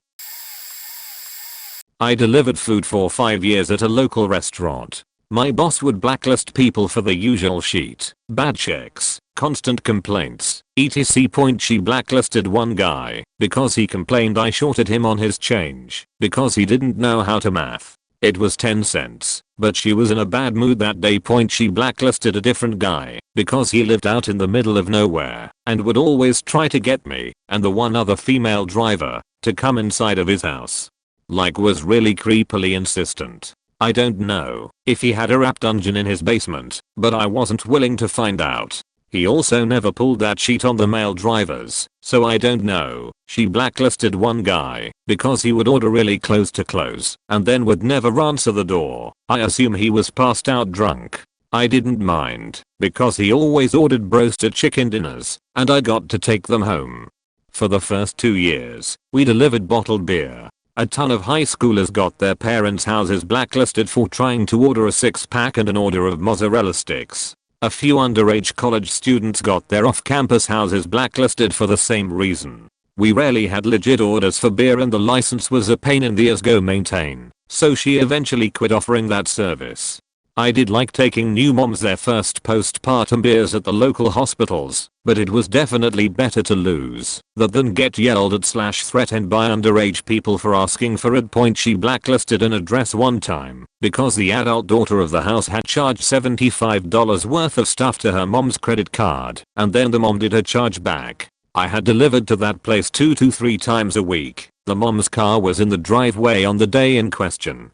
She blacklisted a family for a first time complaint once. They ordered a couple of pizzas. I dropped it off. They called and said the toppings were wrong and one of the members of the household was allergic to onion. My boss said, "Well, maybe I should just give you a refund since onions kind of get everywhere on the prep table." The family insisted we send 2 fresh pizzas. I was instructed to get the incorrect pizzas back. When I got back to the store, my boss opened the boxes. They had eaten all of the cheese and toppings off the pizza. Another time at a different house, another driver got a little phone book in the box, but that address was on their last straw anyway. That's all I can think of right now. I know I'm late to the party, but hope somebody gets a laugh out of it. Also, sorry for format / spelling on mobile. Edit, spelling / grammar errors. Okay, done this a bit and have a couple of stories. Most are from Morristown, New Jersey. We definitely had places we did not deliver. The Hollow. Directly behind our store and very inhospitable to law-abiding types. Drivers punched through windows of their cars at stop signs. Not robbed, just tagged apostrophe. My personal favorite wasn't there, but was nearby. This poor signage, no streetlights, and an unfamiliarity with the area spurred me to buy a small spotlight to more easily read the house numbers. Going down one street one evening around 10-10:30 p.m. I'm trying to find a house, and it's a bit of a pain because they aren't in order, not uncommon in Jersey. So I go up and down the street a couple of times, figure out the house number, pull up and trot up the front steps to deliver the pie. Knock on the door, just as I realize that not just the outside of the house is dark, but there is not one light on at all. I've never been robbed, but it suddenly felt like a complete setup. So I'm thinking about heading back to the car to find a phone and call and make sure it's real. 80s, few cell phones, when I hear the door open. I turn to be nice and smile and charming to pump up the tip, and I see a long dark barrel slowly slide out of the darkness of the inside of the house, pointed right at my chest. I'm astonished I didn't drop the pie / piss myself. I think I managed hi, you order pizza, or something like that, and then the lights all flipped on, and the guy was like, you really shouldn't be pointing spotlights at people's houses around here, man. I actually thought that was a good enough tip, but he hooked me up too. I've seen all kinds of customers that were blacklisted for being scammers, using fraudulent credit cards or attempted robbery. There are two specific guests that stick out in my mind. Point the first is a guy who claimed that we put weed on top of our pasta and called 911 to come inspect his pasta. We generally sprinkle an oregano/seasoning blend on top of our pasta, and he swore up and down that it was weed. He did this several times, even asking for us not to put the weed on his pasta at one point. It got to be so bad that we had to stop taking his orders. The second guest's story is a little sadder. This guest was an elderly lady who lived in an assisted living complex. She had an issue with a driver who thought that she was being rude to him. The guest didn't have all of her marbles and started calling us, complaining that the driver was gossiping with other guests at the facility. She got belligerent with another driver when we tried to deliver an order to her. After that we had to stop sending orders to her. I think the worst part about talking to her was that at one point, while telling her that we wouldn't be able to deliver to her any longer, she started to cry and fell out of her bed. I tried asking if she was okay but wouldn't respond. So I called the facility and asked them to go and check on her. The lady later called back and cussed me out for getting help for her, almost as if she would have rather died on the floor than have me call for help. Those are two stories that stick with me, but I feel like I hear all kinds of crazy stories. I honestly never got introduced to a blacklist, if we had one, but as a driver I did have to take calls. I did, however, deliver to a house that was outside of our delivery area once. There are 4 or 5 of the same pizza chain in this city, so they split the city into different delivery areas. This cuts down on competition between stores and long delivery times. Basically what happened was there is this one house that sits on a hill in front of an apartment complex. The house that called in an order was on the same street, but it was the same street on the other side of a mountain. My boss took the call and assumed it was the house in front of the apartments and sent me on my way. When this happened I did not have a smartphone. I was a broke college student with a cheap flip phone and no GPS. So I got to the house and the address was wrong. I ended up going through the whole apartment complex and still didn't find the building I was looking for. Since I could not find the address and saw it was higher than any address in the area, I called back to the store. I ask if we are supposed to deliver to this address, and my boss says yeah. I tell him I can't find it, so he asks me to look for a bit more. So then I get this idea to try to go behind the apartment complex. I see this sheety dirt road that goes up the hill and around the trees and figure I will give it a shot. I was driving a sheety old sedan that I'm incredibly surprised made the trip over that bumpy piece of sheet road. I finally make it to the top of the hill and see the road continues down the other side, so I follow it. Thankfully the road is a little better kept on this side and eventually becomes gravel and then paved. I ended up finding the house and deliver the pizza. At this point I'm fairly late, but we don't have a "if it's late it's free" policy. I get the payment, notice they didn't tip, and I shrug it off because it took so long to find the place. As I'm about to leave, this high school girl comes down from the house and gives me a $5 bill, so I ended up getting tipped anyway. Cool. I finally get back to the store and tell my boss the story, and he realizes, while I'm telling it, that this house is in the delivery area for a different store. I gave him the address for the house he thought he was sending me to in the hopes that it doesn't happen again. The funny thing is, if my boss hadn't have assumed that the house was in our delivery area, he could have input it into the computer and it would have told him it was outside our area. In fact, I'm almost sure he had to ignore the prompt about it being outside the area to even put the order in. Edit. Some words. I delivered for my pizza joint for about 2.5 years. Most people are talking about danger in this thread, and danger was the main reason I was given for my shop's blacked out space. I personally have never faced anything threats while working, but nevertheless I have a story of why I wouldn't deliver to our blackout. One Friday afternoon in the early spring we got a call. The caller gave his address inside our blackout.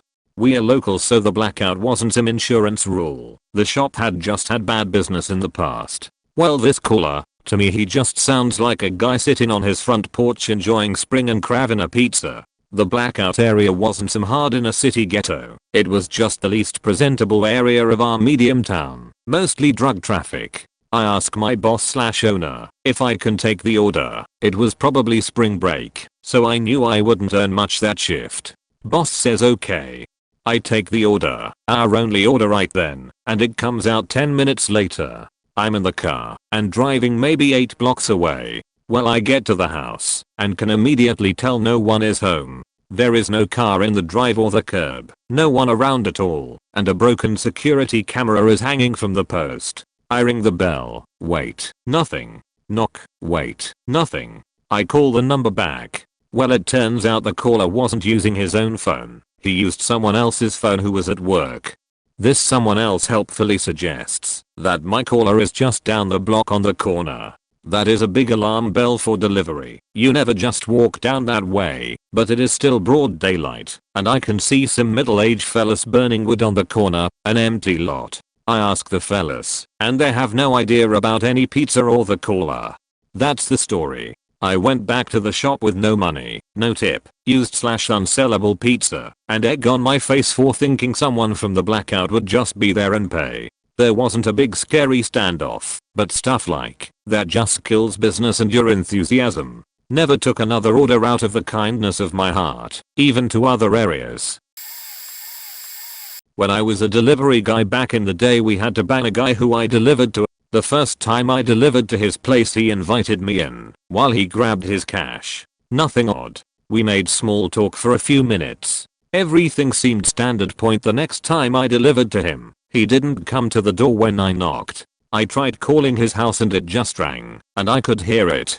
I ended up leaving, and he called me a few minutes later. He said he took allergy meds and passed out. Once again, he seemed normal. Later that night, after we closed, the phone rang at the restaurant and my boss answered it. Then he asked me if I left a watch at that address. I didn't even wear a watch, so I was starting to get a little suspicious. The next day I got a call from a blocked number.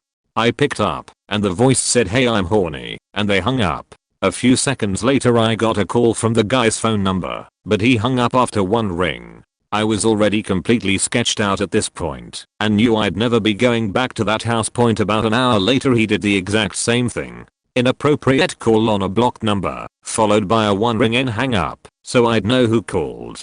So he faked passing out on allergy meds in hopes I'd call, and he'd get my number on caller ID. Point after this, I called the cops and told them the entire story. Apparently a third call would have qualified as actual harassment, but instead I just called the guy back, asked him what the hell he was doing, and rejected him after he said, "I thought you were sending me some signals." He promised that he would leave me alone after that, and I told him to never call our restaurant again. Point I told my boss and coworkers the whole story so they'd know to not send deliveries there, which also resulted in me getting lots of shit from everyone I worked with. They knew I'd be a good sport. We sure did. We had about 40 blackballed addresses and 4 city blocks that were off limits. Granted, it was a small town and most of the guys on that list just scammed the driver, but there's been some close calls and faked up shit go down. One of the drivers was a 70-year-old woman, and she got jumped at one of those addresses a few years ago. She's still worked there for 10 years going, and basically became a local celebrity because of how generous she is with the parmesan.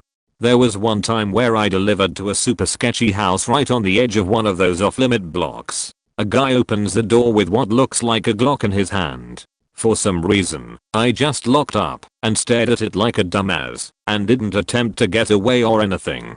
Turns out, it was just an airsoft gun, and the order was for the guys living in a smaller house at the rear of the house. My stupid ass went back there, and thank God it turned out to be some jock from high school who recognized me. When I got back to my car and peeled out, I saw a little kid step out on the front porch and shoot that airsoft gun at a couple of birds on a telephone wire. I got back to the shop and immediately told the manager to blackball that place. Of course, she didn't, and I wound up delivering to the same place a few weeks later. This time, they answered stoned as fuck, paid, and left me be. No guns or anything.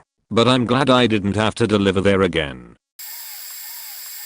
My first job was at a pizza place, and we had a guy who would fall dead asleep after placing his order, and when we'd arrive with his food, he wouldn't wake up to answer the door and pay. He did this every damn time, without fail. He ordered somewhat frequently, to point all the drivers would groan whenever they saw his name and address on the list of deliveries. Nobody wanted to take his order, because they knew they'd just end up bringing it back to the store, because the dude fell asleep. It'd usually be at least an hour before the guy would wake up and call the store, wondering where his pizza was. And he wouldn't even tip when we'd bring it to him for the second time.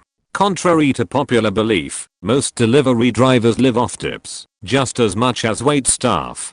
The job has quite a significant impact on your car too. Drivers remember how well houses tip point to top it off. He lived in a boony area at the far end of our delivery zone, so there was rarely any other deliveries that the driver could take with it. This meant you'd have one driver who'd have to drive all the way out to this guy's house just to turn around and come back with the pizza, while the other drivers get to split and take all the other deliveries. Those drivers made money, while the unlucky bastard stuck going to the sleeping man lost money on gas. You do not want to be around a pizza delivery driver who is stuck with a single delivery during a rush. Trust me. Eventually, we got fed up with his shit and told him he has to come pick up anything he orders. It took longer than you'd think it should for that to happen, though.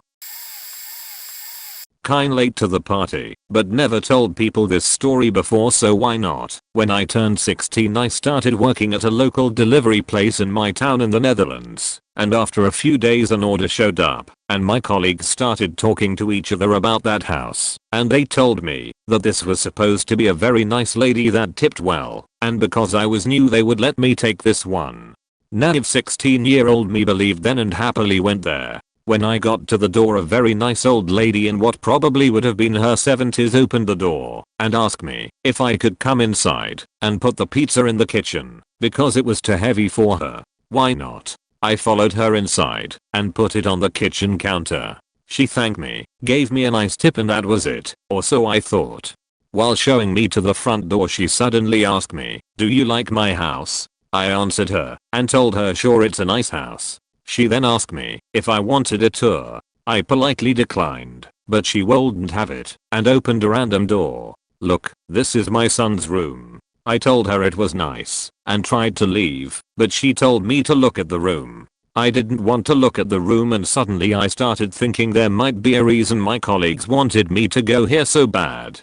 I told her I had some more pizzas that were getting cold and that I had to go. I ignored everything she said and left. When I came back all my colleagues were waiting in suspense with wide grins on their faces asking me what happened. Apparently this old lady had tried to kiss every one of my colleagues that had previously been there. It was common knowledge not to go into that house. For a while we would have some more fun letting new employees go to this address, but after a while my boss put it on the no delivery list. I still wonder sometimes if any of my colleagues ever spend any time in that room. For our place, thankfully we don't get robberies or people faking with us, so there's really only a few ways to get banned. The quickest is to blatantly fuck us out of our money, that is bad checks that aren't paid, can't order again until the bad check is paid in full, credit card chargeback, ordering food and calling in to cancel it more than 5 to 10 minutes later. Basically, if the food is made and in the oven or pressure cooker, you're on the hook for it even if you cancel. If they call to order again they will have the cancelled orders total added to that total, but we'll make exceptions for valid emergencies of course, or not picking up your order or not being home for delivery. Second is to complain way too much. So thankful we're a locally owned place and not a chain, so we don't have go deal with habitual liars. We take pride in the quality of our food, which is why we destroy the Domino's and Pizza King in our town on business. And will rush to correct any mistakes by giving a credit or remaking it whatever the customer prefers. But if the same customer complains about the same incredibly similar sheet every time the owner drops the well, it seems that we just can't make the food to your liking. While I'm sorry that this is the case, it would be better for everyone if you ordered elsewhere. We are not fucking idiots, we can tell. When a customer is genuinely upset with what they conceive as poor service, and when they are just looking for a discount/free stuff. One lady was told on a crazy busy night that delivery would be an hour and 20 minutes. She accepted. At an hour 5, she calls to say it's been an hour and a half. I'm walking out the door, so I tell the phone worker to correct her that it's only been an hour 5 and to assure her it will arrive within the quoted time. I guess while I was gone she called again saying it's been an hour and 45. Lucky for her she got the pushover manager and he gave her $10 off. I didn't mind because she tipped me that 10.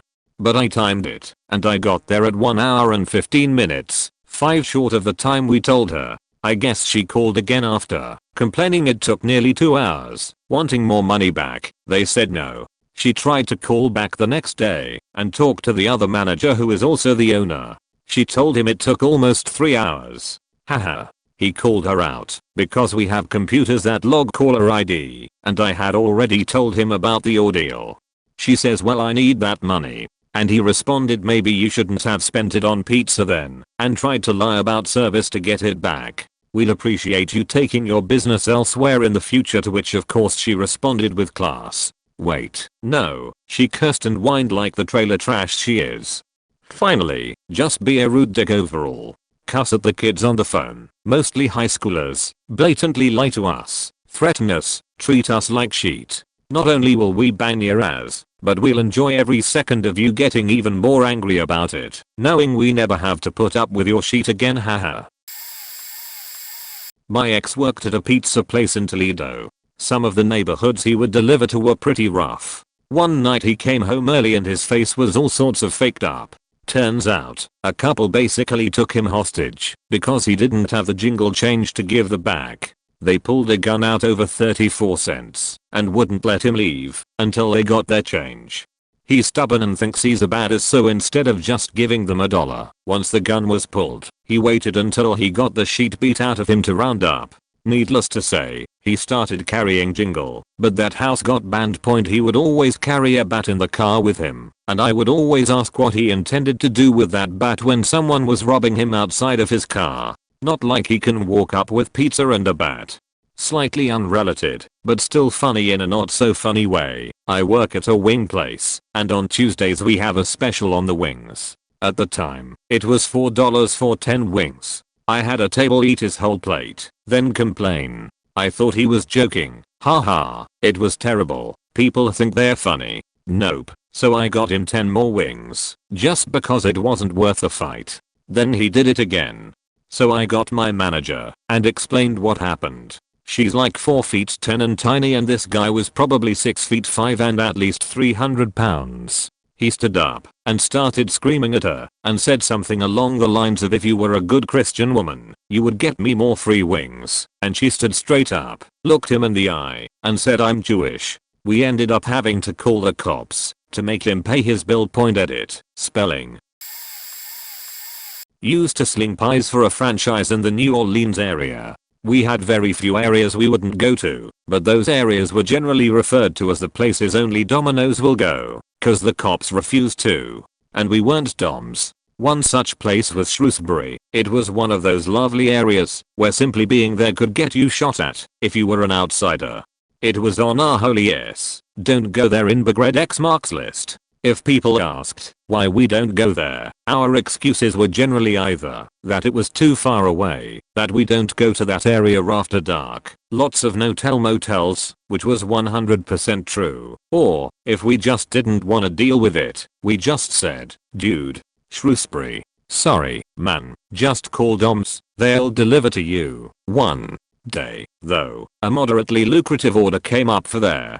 It was daytime, and one of our greedier snake drivers volunteered to take it. In his delivery car, with the store sign lit up on top. I guess he figured he'd be able to sell some dime bags, or whatever, I dunno. Long story short, he came back alive and unhurt, having been persuaded to just hand over the pizzas and his cash on hand, for free, and had been hurried along his way with the encouragement of some hot flying lead. Fast forward 10 years or so, the restaurant location has now been bought out, so it moved to a new location, across the street from Shrewsbury's entrance, in the red light district. No real excuse to keep drivers from going there anymore. It's almost as if the franchise don't really care about driver safety. This is kind of a reversal story of the hilarious horror stories I've read here. Anyways, I worked at a Papa John's about 4 years ago as a driver. Absolutely loved it. There was this one lady who had been on the list due to her inability to understand that our store did not deliver to her house. No problems, just out of our area. One night she calls in from the same number as usual. I pick up and answer as usual, knowing where this is going to lead. But this time she was in tears, many drunk tears. I've called all 4 places and no one delivers to me, was the first thing I hear in the most sobbing voice. The lady seemed really nice and she was at a hotel that was only a block outside of our range. Spent roughly 15 minutes on the phone just trying to understand what she wanted and where she was at. I asked the manager if I could just take it to her cause I needed the, very hopefully, tip. Took the pizza and showed up to the hotel. Not 10 steps in the door and I see a pissed-drunk wedding militia plowing through the hallway. As soon as one saw me, the whole pack flocked and started screaming, "Pizza guy, who's the pizza for?" I told them for a lady Tammy. Their response was, "Wait, drunk Tammy? She just got married." Being the social bastard I engaged and said, "Well, show me where the lovely lady is." Sure enough, I had a whole clan of tuxedos and dresses following me. I felt like a king. We get up to the top floor after waiting on 2 loads of people wanting to surprise her. So I knock on the door. No answer. Everyone's lost. Waited 2 minutes. A guy answers the door with a very stern and unhappy look. He stares at me for a second and says, "Wrong room." Gave him the name and the immediate response was, "God damn it, again. I'll be right back." As he walks away, I noticed a white dress on the ground, then a pack of Sharpies sprawled across the carpet, then a child wandering the room laughing. Before the door shuts, at least 20 of these whiskey-ridden people went in, and all hell breaks loose. There's a lady passed out on the load to the ground hotel table in the living room. This brave child has a masterpiece all over this lady's back, forehead, legs and all. She looked like she went to a paint party. The guy comes back, apologizes for the wild behavior, drops a decent $10 tip on the receipt, grabs the pizza, and mopes back inside. One guy pops back out, says thanks for not being a dick, and gives me a business card. Wound up working for him for 6 months till I moved states. For being on a 1 AM delivery, which we delivered till 2 on weekends, only took 25 minutes including drive. For the time taken, she was put on the ban list cause I tried to help a drunken tragedy get some delicious pizza. At the place I worked at, we seemed to have our personal no delivery lists, since the managers did not keep track. Instead, delivery drivers could opt out of delivering a certain order, as long as there is a reason. We could also deny orders in non-residential areas at night for safety reasons. Some females didn't deliver to shady apartments at night. I carried a large knife for this scenario, never had to use it. I personally had a no delivery list including an apartment at the border of our delivery zone that I could never find a physical address for even with GPS, as well as a house of an abusive police officer who threatened me, then requested full change back, and gave no tip, and the house of a prank caller who would order pizzas from 3 to 5 different places and always claim they didn't order. I didn't order from you guys. I ordered from using gas for no tip and no reimbursement, because no order was completed, was a very good reason for me to never deliver to this house. He was also like 12. In that scenario, managers would either call the customer or just assign it to another delivery person, to find out the hard way why it was denied by the first guy. We had prank calls / fake orders at least once a month, and usually in the morning shift. Unfortunately, there was no real way for the managers to reimburse the drivers their lost 25 cents. 2012, when the delivery goes bad. I knew a few other drivers who had much larger lists and could call out a prank order just by hearing the exact address and or customer name. I actually ordered my employee discount pizzas or my employee meal under the name Who Jas for sheets and giggles. My GM was not amused. The store didn't have any banned addresses or people when I worked for Domino's in the late 80s, but I had a couple people I refused to deliver to. Gail Cadlett, WVU's basketball coach, had a weekly radio show and our sheetbag district manager decided we would send them free pizzas every week if Catlet ordered. The first time and only time I delivered to the radio show they didn't tip me. I know the store may have gotten a small free ad when Catlet would say our Domino's pizza is here on the show. But a millionaire wasting my time and gas then not even tipping even $1 set wrong with me. I would deliver to Catlet at his home because he was a paying customer, but even then he was a total dickbag. Catlet would write a check for the exact amount of the pizza and not tip at all. His house was only about 2 blocks from the store, so it was negligible time and gas wise to deliver to him. The district manager also made a private deal with one of Catlet's star players, but didn't tell the store about it. The first time I delivered to the player, who lived pretty far from the store in a pain in the ass part of town, I handed the player the pizza, and he said thanks, and went to shut the door. I said, "Whoa, you haven't paid yet." He said I could have free pizza whenever I want. Let me call him and put you on. At this point I said, don't call, because I knew he wasn't lying. The district manager tried to ingratiate himself with the WVU players and coaches as often as he could. If a delivery came up for the player's address in the future, I would refuse to deliver to him. To the player's credit, he didn't really abuse it. He would only order one pizza and he didn't do it often. Former Domino's delivery guy and then store manager here. 2 things. First was a dude who would watch Born Everyone and would be master baiting with no window shades. When girls would deliver the pizza, you can see who checks out the pizza for delivery on Pizza Tracker. I went there myself one time after checking out a pizza to one of the girls because the guys never had a problem with him. Well, sure enough, he was doing his thing expecting, let's just call her Sally. I told him we wouldn't deliver to him again, and if he tried anything like that to one of them, I'd call the cops. After faking him up first, second was a dude who would always order a thin crust with a shot tons of toppings and order it medium done. He would always call and complain saying it wasn't cooled enough. I told him after the 5th time that it just doesn't cook properly enough like that, and we wouldn't deliver. And if he wanted to come down to the store, sign a waiver of voluntary employment, I would give him a shirt, a hat, and have him make the pizza he liked the way he wanted, and make a pizza the way he liked the way I wanted to cook it. He accepted and came down and cooked both pizzas and apologized and said we were right and that I was a cool dude for hooking him up with a t-shirt and a hat. He also said he would accept pizza in pay as a return for his service. Yep, between there and Hollywood Video had a lot of cookie customers, but it sure had introduced me to dealing with a variety of people in the public as opposed to crunching numbers in a lone office. I liked those 2 jobs. I got a better job now, but I really enjoyed working at the video store the most. In a hoe. I'm drunk and rambling. Back to Redditing. I used to work for a middle-class, mostly white neighborhood Domino's. We had one group of apartments that everyone called the ghetto, which was kind of a joke, but mostly not. We wouldn't take orders after dark, and if it was a new name/number/address, we usually required they paid by card before we left the store, and would always call before leaving to make sure it was a legit number.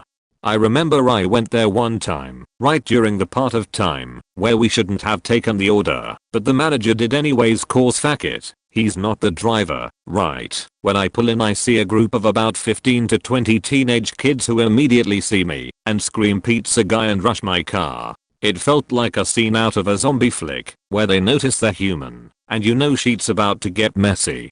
They were pounding on my windows like the kids in Mighty Ducks when they met their new coach, but these kids were not nearly as friendly. I threw that sheet in reverse so fast, James Bond turned miles out of there and never went back. Pretty mild, honestly. Here's the kicker though.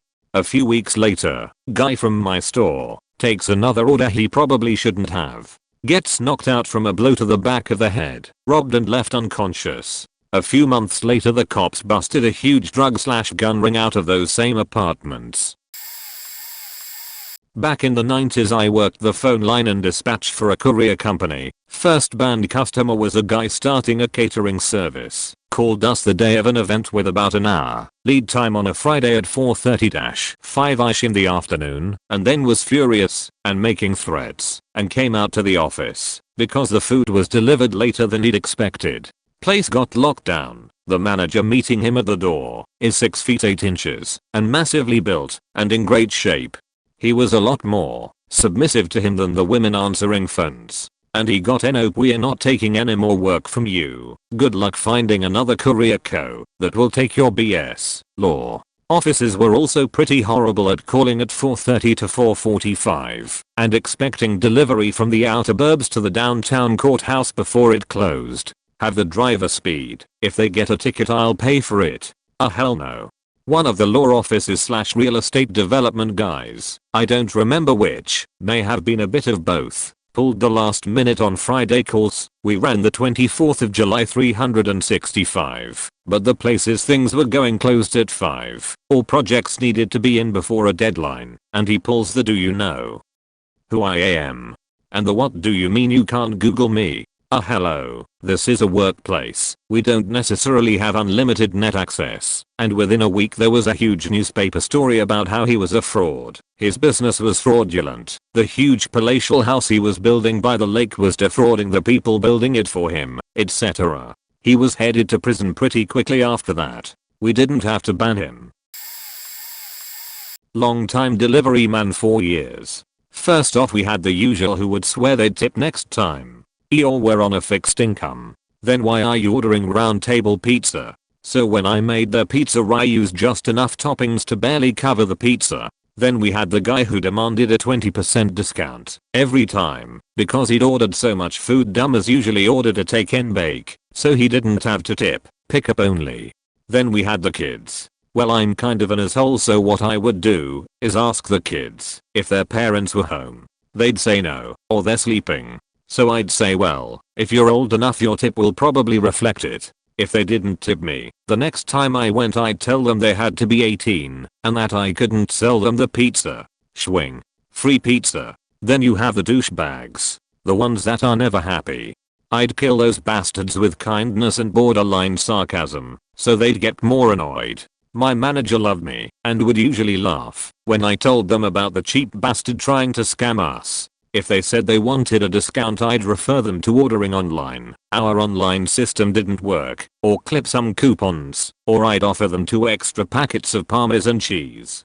I would only give them 2 per pizza as per company policy if they were douchey. Now the real idiots were the ones who were rude to the people who took their order on the phone. Unfortunately guys, I saw a lot of gross topping put on pizzas. Sorry for the long response. I have years of stories. Also, that store was fully haunted.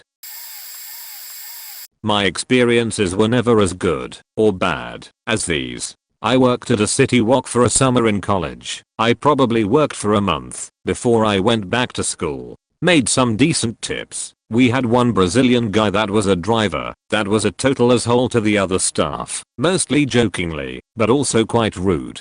Apparently one time he made a delivery and a guy asked if he would come back after his shift and have sex with his wife. He went back and did it.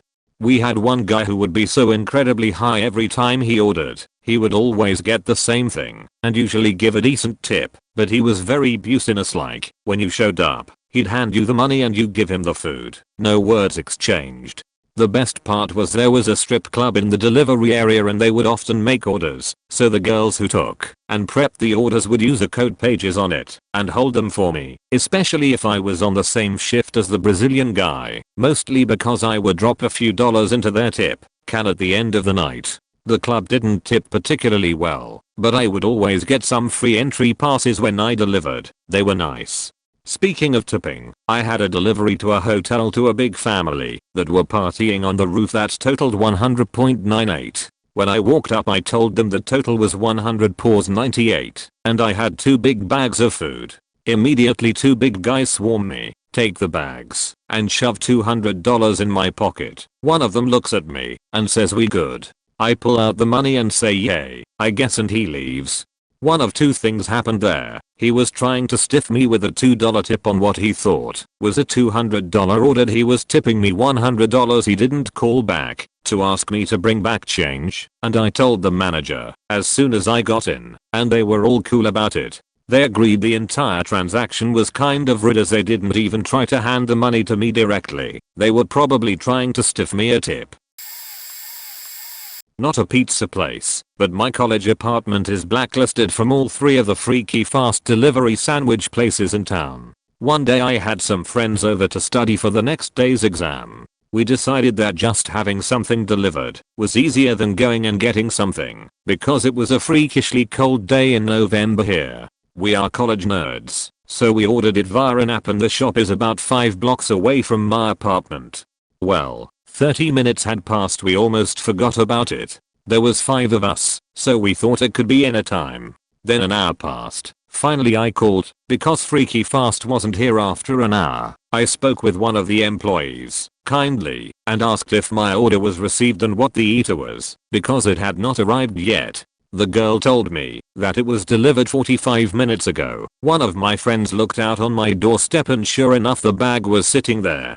I told the lady on the phone that the bag was sitting outside and she said she would talk to her driver because she's a new driver. She just happened to be walking through the door as we were on the phone. She told me her name was really familiar, but college town and pretty popular girl's name I didn't think anything of it. Then the woman, still on the phone, I could overhear them talking. Then she came back on the line and said my driver is not allowed to deliver to that address legally, but left the bag because she was the only one delivering at the time. I asked what the hell that meant, and I heard her ask and came back with, because you have a restraining order against my driver. I laughed out loud. A month or so later, I figured it couldn't happen again. Sure enough I found out that my address was blacklisted when they called back and said they were not only not able to deliver, they couldn't even make the sandwich and I would have to go to the other shop on the other side of town. Safe to say that I ordered a pizza instead. I used to work in a Chinese and our most memorable customer who ended up no delivery is this couple. Phoned up and ordered on a busy Friday or Saturday night, placed their order, and were told it was a 1-hour delivery wait point. Phoned 5 minutes later and asked to add poppadoms to their order. Argued with me when I told them poppadoms were Indian. Phoned again to ask if we could order them some poppadoms from a nearby Indian and collect and deliver for them. Answer was no. Phoned again to ask if they could add naan bread to their order. I explained again that naan was Indian and no, we couldn't possibly get them naan bread. Phoned again to ask if we could get them some regular bread. No. Phoned again to say you told us our order would be an hour, it's been 45 minutes. Where is our food? 15 minutes away. Phoned again to say their chicken chow mein had no chicken in it. Virtually impossible, all food was made to order. We agreed to replace, but as they had been so complicated and not wanting them to have free food, we told them we would replace but would need the old chow mein back. They said that was fine. Delivery driver goes to their door to swap the chow mein and they tried to take the new meal without returning the old meal. Driver refuses to hand it over without the old chow mein.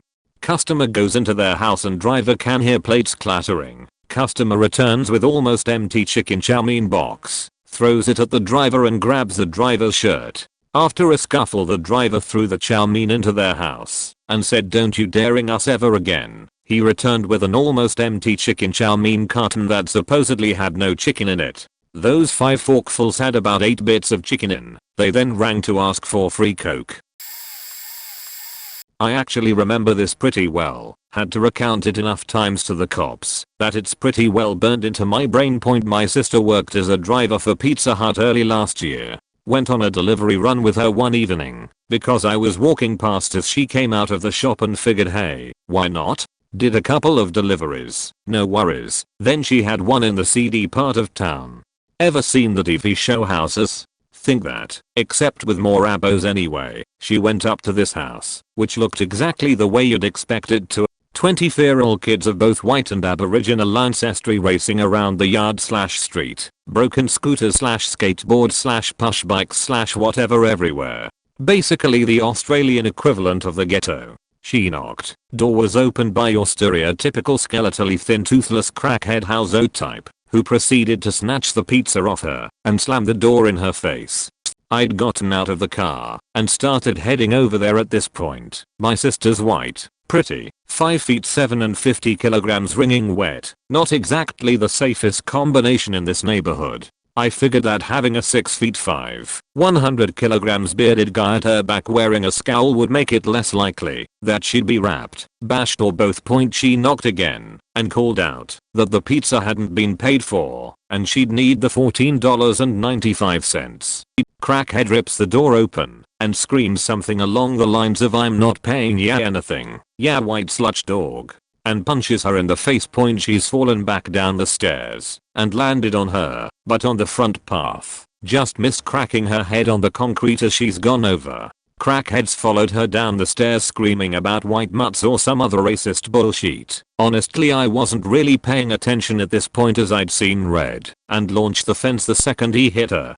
He went to kick her, so I shoved him off and smashed her right into his face. He hit the dirt. I helped my sister up, and we ran back to her car and booked it out of there. That whole area is now a do not deliver zone, and she quit the next day. Cops ended up charging crackhead with assault and a whole bundle of drug related stuff. I got a handshake and congratulations for being an awesome brother. TLDR. Went with my sister on a delivery run just because ice raging crackhead tries to beat on her. I knocked ice raging crackhead the fuck out.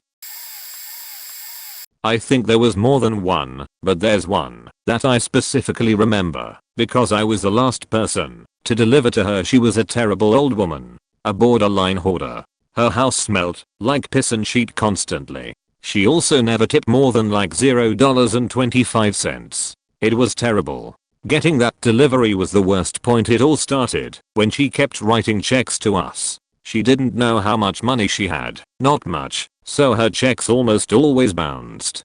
So we told her daughter that we won't take checks from her anymore, but she kept writing checks every time. Without fail. One day, she called and ordered food.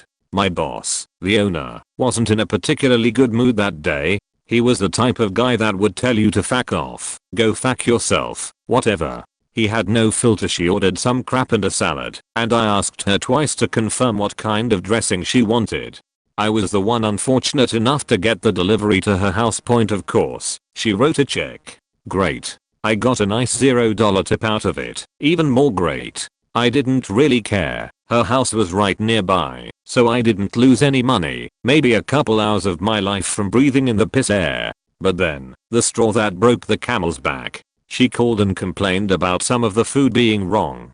It wasn't wrong. The whole thing was right. I know because I confirmed her order multiple times. My boss was the one to take the call, so I knew from the start that this would not end well for her, and it didn't.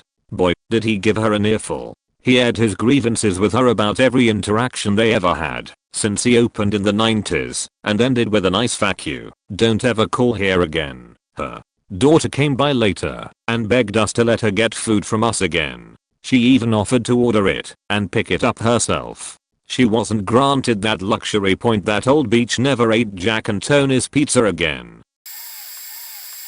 I was a delivery driver at Jimmy John's for about a year in college. On the very edge of our delivery zone, there was this oddly placed gated community full of trailer homes. This was really odd, since we were in a decent area in a largish city. I would deliver there relatively often, usually to what appeared to be the community manager's trailer. One day we get a call from a different house. The guy taking the order told me the woman sounded strange, but this wasn't uncommon, so I didn't think much about it and left. When I pull up to the trailer, I immediately see a large, mentally handicapped 60-ish-year-old woman waving vigorously at me from the trailer porch. As I approach to exchange the food, her son emerges from the trailer. This is where it gets really weird. He was around 25, had a bald head, and a full face of middle school girl makeup on. Blue eyeliner, orange lips, the whole shebang. He was shirtless, and wearing only a pair of homemade Hello Kitty pajama pant cutoffs. It was creepy, but nothing had been done yet, so I went on with my job and tried to receive payment for the food. The woman looks confused and doesn't appear to understand money very well. The son tries to help her, but realizes they haven't counted out enough quarters and dimes to pay me with change, FML. They say they need to go inside and find more money and tell me to come inside. I say no and wait on the porch with the door ajar. From inside I see the son laying on the couch staring at me intensely while his mom tried to find more change. I try to avoid eye contact, but then I see him begin to reach down his pants. At that point I just set the food on the porch and left with what change they had given me. The extra $2 was worth leaving. I told my manager about the strange occurrence and he agreed to blacklist that trailer in particular. Let me preface this by saying this was years ago, and I'm not proud of it whatsoever. I had a few houses that never tipped, and I had to deliver to all the time. I knew that I couldn't refuse to take the order, or try to make my manager refuse service. Most of the time I didn't know the place by the address, only when I showed up to the door. If I was having a bad night, or had a overly rude customer, I would save the location on the GPS. Late in the night I would return either alone, or with a friend, to get back at them. I slashed a couple tires of a Mercedes that a doctor owned. These people were exceptionally wealthy and some of the worst people I've ever come into contact with. I spray painted cheetah in bright orange on a black Lexus, and more harmful stuff. Once there was a pickup truck that had the windows down, so I drove to a Walmart 20 minutes away to buy eggs, and emptied 2 cartons of sticky yolks all over the interior. One of the more interesting ones, I think, was this family that had a pool buddy of mine, and I bought 25 liters of various kinds of soda and poured all of them into the water. I don't know if it actually did any damage or not, but the 2 bags of their own garbage were thrown in for good measure. Like I said, I don't find it funny anymore that I did those things, but the people all deserved it at the time, or at least I thought. I was never caught and no one ever brought it up. Even so, I don't recommend that behavior. At the same time, giving a tip to someone that handles your food or delivers where you live is a very good idea. He or she is trying to make a living too.